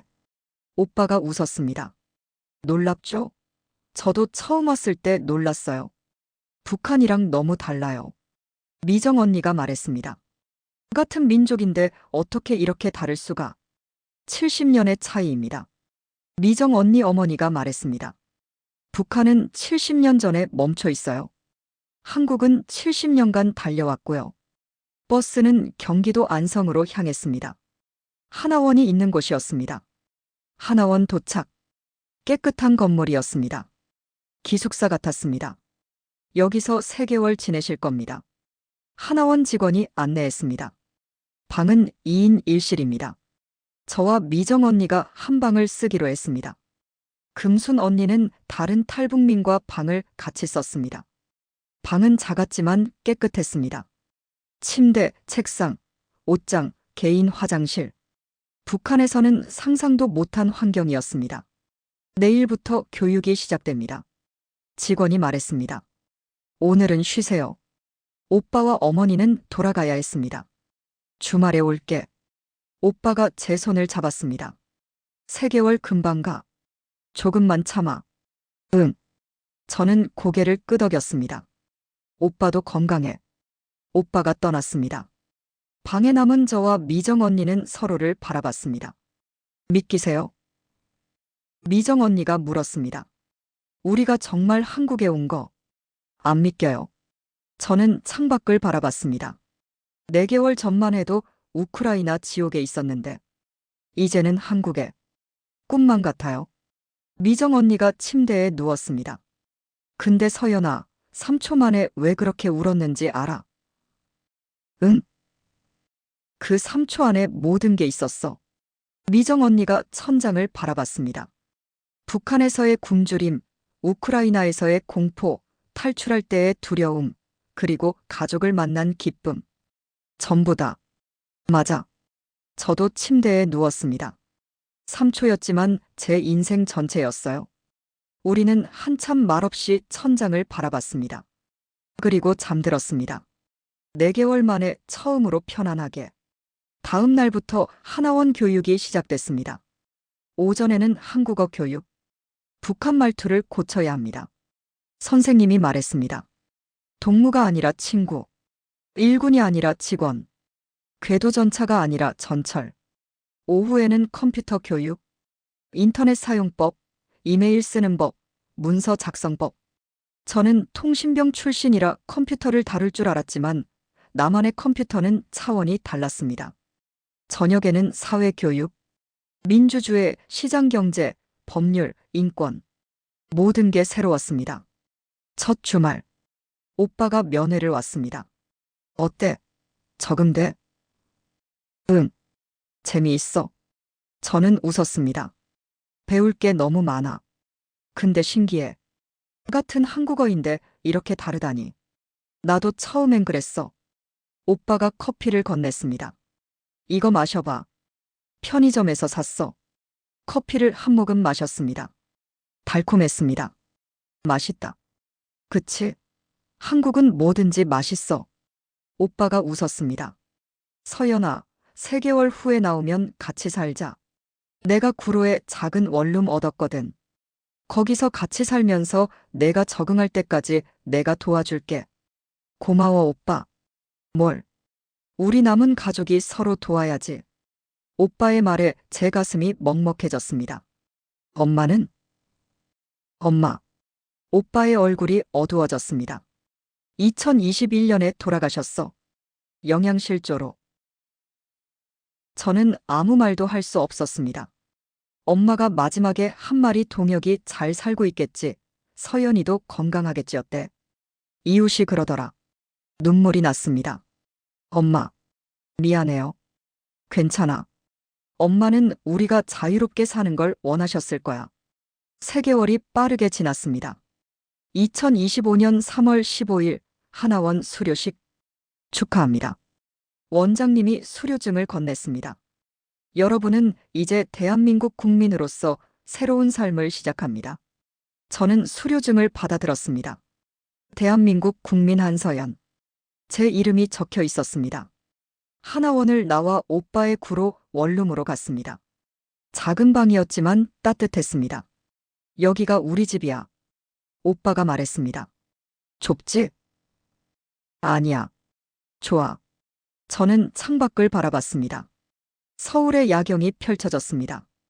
불빛들이 반짝였습니다. 오빠. 응? 우리 진짜 해냈네. 그래. 우리 해냈어. 오빠가 제 어깨를 안았습니다. 이제 시작이야. 서연아. 응. 이제 시작. 저는 주머니에서 얀 할아버지가 준 메달을 꺼냈습니다. 한국전 참전 기념 메달. 이게 뭐야? 행운의 부적이야. 저는 메달을 책상 위에 올려놓았습니다. 이 메달이 우리를 여기까지 데려왔어. 며칠 후 미정 언니에게서 연락이 왔습니다. 서연아, 나 취직했어. 진짜? 어디? 부천 세브란스 병원. 간호조무사로. 축하해, 언니. 고마워. 엄마랑 같이 살기로 했어. 부천에 작은 아파트 얻었어. 잘 됐다. 너는? 나는 IT 회사 면접 봤어. 통신기술 살려서 합격하면 좋겠는데. 될 거야. 넌 똑똑하잖아. 금순 언니도 연락했습니다. 서연아, 미정아. 소식 있어. 무슨 소식? 우리 딸. 탈북 작전 성공했대. 지금 태국에 있대. 진짜? 응. 다음 달에 한국 온대. 드디어 만나. 금순 언니의 목소리에 눈물이 섞여 있었습니다. 2025년 4월 20일. 인천공항.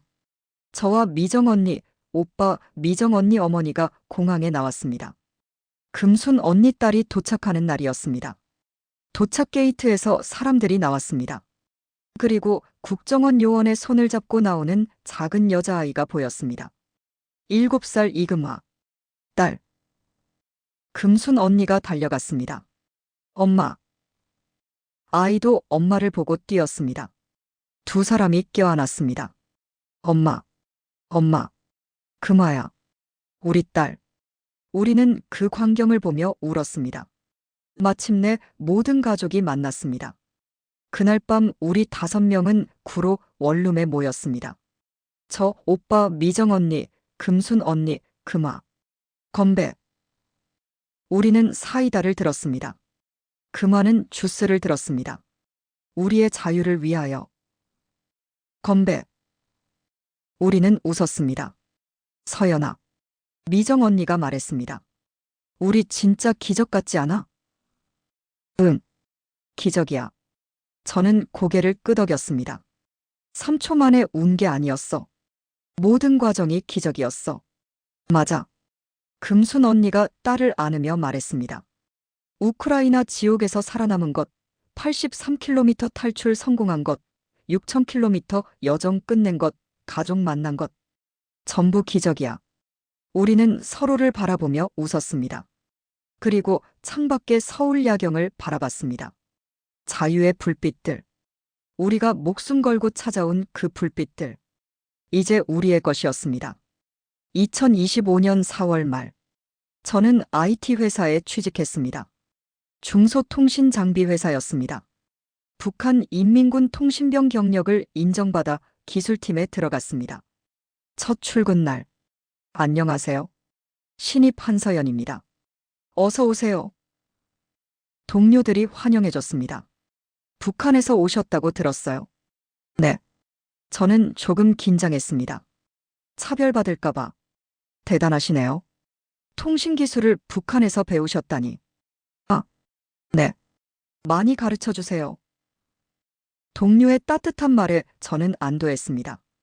한국 사람들은 생각보다 따뜻했습니다. 미정 언니는 부천 세브란스 병원에서 일했습니다. 오늘 환자분이 제게 고맙다고 하시더라. 미정 언니가 전화로 말했습니다.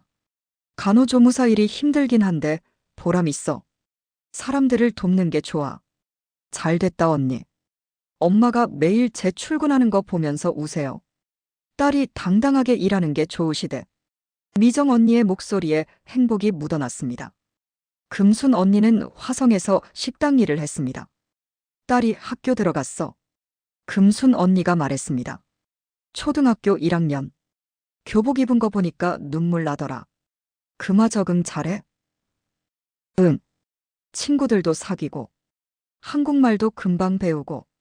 애들이 빠르더라. 다행이다. 근데 서연아, 뉴스 봤어? 무슨 뉴스? 우크라이나에서 북한군들이 계속 탈출하고 있대. 2025년 5월. 뉴스를 봤습니다. 우크라이나 파병 북한군 추가 탈북. 누적 27명. 뉴스 앵커가 말했습니다. 2024년 11월 첫 탈북 이후 계속해서 북한군들이 탈출을 시도하고 있습니다. 현재까지 27명이 한국에 입국했습니다. 화면에 숫자가 나타났습니다. 2024년 11월 3명 여군, 2024년 12월 5명 남군, 2025년 1월 5명 여군 2, 남군 3, 2025년 2월 7명, 2025년 3월 4명, 2025년 4월 3명, 총계 27명. 북한과 러시아는 파병 규모를 축소하는 방안을 검토 중인 것으로 알려졌습니다. 저는 화면을 응시했습니다. 27명. 우리가 만든 길을 따라 27명이 더 왔습니다. 며칠 후 국정원에서 연락이 왔습니다. 한서연 씨, 부탁이 있습니다. 무엇인가요? 국회 외교통일위원회에서 증인으로 출석해 주실 수 있습니까? 우크라이나 북한군 실상에 대해 증언해 주셨으면 합니다. 제가요? 네. 박미정 씨, 이금순 씨도 함께 부탁드렸습니다. 저는 미정 언니, 금순 언니와 상의했습니다. 해야 할까? 해야지. 미정 언니가 말했습니다. 우리가 겪은 걸 알려야 해. 그래야 더 많은 사람을 구할 수 있어. 맞아. 금순 언니도 동의했습니다. 우리 딸 같은 아이들을 위해서라도. 2025년 5월 20일 국회 외교통일위원회. 저는 증인석에 앉았습니다.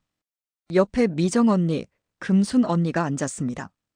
위원들이 우리를 바라봤습니다. 70대 국회의원들도 있었습니다. 증인께서는 2024년 8월 우크라이나에 파병되셨죠? 위원장이 물었습니다. 네. 저는 또박또박 대답했습니다. 여군 200명 중 한 명이었습니다. 우크라이나에서 어떤 일이 있었습니까? 저는 숨을 깊이 들이마셨습니다. 여군들은 이중 고통을 받았습니다. 저는 증언을 시작했습니다. 낮에는 전선 후방에서 의료, 통신, 취사 업무를 했습니다. 밤에는 러시아군의 성추행과 성폭력 위험에 노출됐습니다. 위원회실이 조용해졌습니다. 북한 보위부는 우리를 보호하지 않았습니다. 오히려 러시아 동맹과의 관계를 위해 참으라고 했습니다. 한 70대 여성 위원이 눈물을 닦았습니다. 9월에 여군 한 명이 실종됐다가 시신으로 발견됐습니다. 10월에 폭격으로 여군 4명이 사망했습니다. 10월에 한 여군이 자살을 시도했습니다. 끔찍하군요. 한 위원이 중얼거렸습니다. 미정 언니가 이어서 증언했습니다. 저는 의무병이었습니다. 야전병원에서 부상병들을 돌봤습니다. 러시아군도 북한군도 치료했습니다. 어떤 부상들이었습니까? 총상, 포탄 파편, 동상, 화상. 전쟁의 모든 부상이었습니다. 미정 언니의 목소리가 떨렸습니다. 제 옆에서 19살 북한군이 죽었습니다. 엄마를 부르며 죽었습니다. 위원회실에서 흐느끼는 소리가 들렸습니다. 금순 언니도 증언했습니다. 저는 6살 딸을 북한에 두고 파병됐습니다. 자원하셨습니까? 반은 자원, 반은 강제였습니다. 딸 양육비를 지원한다는 약속에 갔습니다. 하지만 약속은 지켜지지 않았습니다. 따님은 지금 한국에 있습니다. 국정원의 도움으로 탈북시켰습니다. 금순 언니가 미소 지었습니다. 딸과 함께 자유롭게 살고 있습니다. 증언이 끝나고 한 70대 남성 위원이 다가왔습니다. 고생하셨습니다. 위원이 우리 손을 잡았습니다. 나는 한국 전쟁 때 피난민이었습니다. 부산까지 걸어 내려갔죠. 그때 우리도 여러분처럼 자유를 찾아 남쪽으로 왔습니다. 70년이 지났는데 아직도 북한 사람들이 자유를 찾아 목숨 걸고 오고 있군요. 위원의 눈에 눈물이 맺혔습니다. 우리가 더 노력해야겠습니다. 통일을 위해. 6월. 놀라운 소식이 들렸습니다. 폴란드 한국전 참전용사 얀 코왈스키 씨 한국 방문. 뉴스를 보는 순간 저는 소리쳤습니다. 얀 할아버지. 대통령이 얀 할아버지를 초청했습니다. 한국전 참전 73주년 기념과 우리를 도운 공로를 치하하기 위해서였습니다. 공항에 나갔습니다. 미정 언니, 금순 언니, 금아도 함께. 도착 게이트에서 얀 할아버지가 나왔습니다. 할아버지. 우리는 달려가 할아버지를 껴안았습니다. 오, 애들아. 할아버지가 웃었습니다. 잘 지냈니? 네. 할아버지 덕분에요. 아니야. 너희 용기 덕분이지. 할아버지가 금화를 보았습니다. 이 아이가 금순의 딸이구나. 네, 금화예요. 안녕하세요, 할아버지. 금화가 인사했습니다. 어머, 한국말 잘하네. 할아버지가 금화 머리를 쓰다듬었습니다. 다음 날 청와대. 대통령이 얀 할아버지를 만났습니다. 우리도 배석했습니다. 코왈스키 선생님, 한국을 도와주셔서 감사합니다. 대통령이 악수했습니다. 1951년 한국전 참전, 그리고 2024년 탈북민 지원. 2번이나 우리를 도우셨습니다. 천만에요. 할아버지가 말했습니다. 한국은 제 제2의 조국입니다. 70년 전에 받은 은혜를 갚았을 뿐입니다. 대통령이 훈장을 수여했습니다. 대한민국 보국 훈장을 수여합니다. 할아버지가 훈장을 받았습니다. 눈에 눈물이 가득했습니다. 감사합니다. 제 인생 최고의 영광입니다. 부산 유엔 기념공원. 얀 할아버지와 함께 참배했습니다. 여기 내 동료들이 묻혀 있습니다. 할아버지가 묘비들을 바라봤습니다. 폴란드 의료대 소속. 함께 싸우다 전사한 친구들. 할아버지가 한 묘비 앞에 섰습니다. 이 친구는 안제이. 제일 친한 친구였죠. 1952년 전사했습니다. 할아버지가 묘비에 손을 댔습니다. 안제이, 봐라. 우리가 지킨 나라가 이렇게 발전했다. 그리고 이 아이들이 다시 자유를 찾아왔다. 우리는 묘비 앞에서 묵념했습니다. 감사합니다. 제가 말했습니다. 여러분 덕분에 대한민국이 있습니다. 여러분 덕분에 우리가 자유롭게 살 수 있습니다. 일주일 후 얀 할아버지는 폴란드로 돌아갔습니다. 공항에서 마지막 인사를 나눴습니다. 할아버지, 건강하세요. 너희도 한국에서 행복하게 살아라. 할아버지가 우리를 안았습니다. 자유는 거저 얻어지지 않는다. 너희가 증명했다. 네. 그리고 기억해라. 너희는 혼자가 아니야. 전 세계에 너희를 응원하는 사람들이 있다. 할아버지가 떠났습니다. 우리는 손을 흔들었습니다. 2025년 12월 15일 인천공항 상봉 1주년 기념식. 우크라이나에서 탈북한 27명이 모였습니다. 국정원, 통일부, 언론, 그리고 가족들이 참석했습니다. 저는 연단에 섰습니다. 1년 전 오늘 저는 이곳에서 3초 만에 무릎 꺾고 울었습니다. 제 목소리가 공항홀에 울렸습니다. 그 3초는 짧았지만 제 인생 전체였습니다. 북한에서의 굶주림, 우크라이나에서의 공포, 83km 탈출의 두려움, 6000km 여정의 불안, 그리고 가족을 만난 기쁨. 모든 게 그 3초 안에 있었습니다. 청중들이 조용히 들었습니다. 하지만 1년이 지난 지금 저는 압니다. 저는 청중을 둘러봤습니다. 3초는 끝이 아니었습니다. 시작이었습니다. 저는 이제 IT 회사에서 일합니다. 박미정은 병원에서 환자를 돕습니다. 이금수는 딸과 함께 행복하게 살고 있습니다. 우리는 대한민국 국민으로서 당당하게 살고 있습니다. 박수가 터졌습니다. 미정 언니가 이어 연단에 섰습니다. 저는 5년 만에 어머니를 만났습니다. 미정 언니의 목소리가 떨렸습니다. 북한에서 어머니는 배신자였습니다. 하지만 한국에서 어머니는 자유를 선택한 용감한 사람입니다. 저도 이제 당당한 대한민국 국민입니다. 금순 언니와 금화가 함께 연단에 섰습니다. 금화가 마이크 앞에 섰습니다. 저는 북한에서 엄마 없이 살았어요. 금화의 작은 목소리가 울렸습니다. 고아원에서 매일 배고팠어요. 엄마가 보고 싶었어요. 엄마가 한국에서 저를 데려왔어요. 금화가 엄마를 올려다봤습니다. 이제 매일 밥 먹어요. 엄마랑 같이 자요. 학교도 다녀요. 금화가 웃었습니다. 대한민국 좋아요. 청중들이 울었습니다. 기념식이 끝나고 우리는 공항 전망대로 갔습니다. 27명의 탈북민들이 함께 서서 활주로를 바라봤습니다. 비행기들이 이륙하고 착륙했습니다. 저 비행기들처럼 우리도 날아왔네. 한 탈북민이 말했습니다. 맞아. 지옥에서 천국으로. 이제는 우리가 다른 사람들을 도울 차례야. 저는 고개를 끄덕였습니다. 맞아. 아직 북한에 2,500만 명이 있어. 우크라이나에도 아직 8,000명이 있고, 우리가 할 수 있는 일을 해야지. 2026년 1월, 우크라이나 어딘가, 북한군 막사. 한 젊은 병사가 몰래 작은 라디오를 듣고 있었습니다. 자유아시아 방송이었습니다. 우크라이나 탈북 북한군 27명, 한국에서 새 삶 시작. 아나운서의 목소리가 흘러나왔습니다. 한서연, 박미정, 이금순. 새 여군이 시작한 탈출의 길을 따라 27명이 자유를 찾았습니다. 병사의 눈빛이 변했습니다. 이들은 현재 한국에서 일하고 공부하고 가족과 함께 살고 있습니다. 병사가 창밖을 바라봤습니다. 서쪽, 폴란드 방향. 나도 할 수 있을까? 라디오에서 제 목소리가 흘러나왔습니다.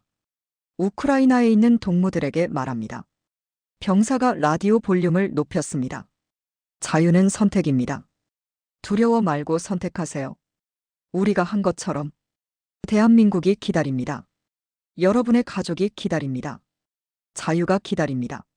병사의 손이 떨렸습니다. 그는 주머니에서 작은 지도를 꺼냈습니다. 폴란드 국경까지의 지도. 나도 가야겠어. 서울 구로구 원룸. 저는 창밖을 바라봤습니다. 서울의 야경. 자유의 불빛들. 오빠가 퇴근해서 돌아왔습니다. 서연아, 뉴스 봤어? 무슨 뉴스? 우크라이나에서 또 5명이 탈출했대. 폴란드 국경 넘었다고. 제 가슴이 뛰었습니다. 정말? 응. 우리가 만든 길을 따라오고 있어. 저는 웃었습니다. 물결이 계속되고 있네. 응. 자유의 물결. 오빠도 웃었습니다. 언젠가는 북한 전체가 자유로워질 거야. 그날이 올까? 올 거야. 반드시. 저는 책상 위에 얀 할아버지 메달을 바라봤습니다. 그리고 오빠와의 사진도.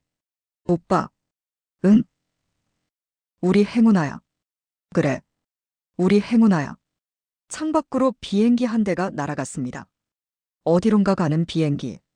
어쩌면 자유를 찾는 누군가를 데려올 비행기. 저는 그 비행기를 보며 기도했습니다. 모두가 자유롭게 되기를. 2026년 6월. 통일부 발표. 우크라이나 파병 북한군 누적 탈북자 수 47명. 숫자는 계속 늘어나고 있습니다. 저는 이제 탈북민 정착지원단체에서 자원봉사를 합니다.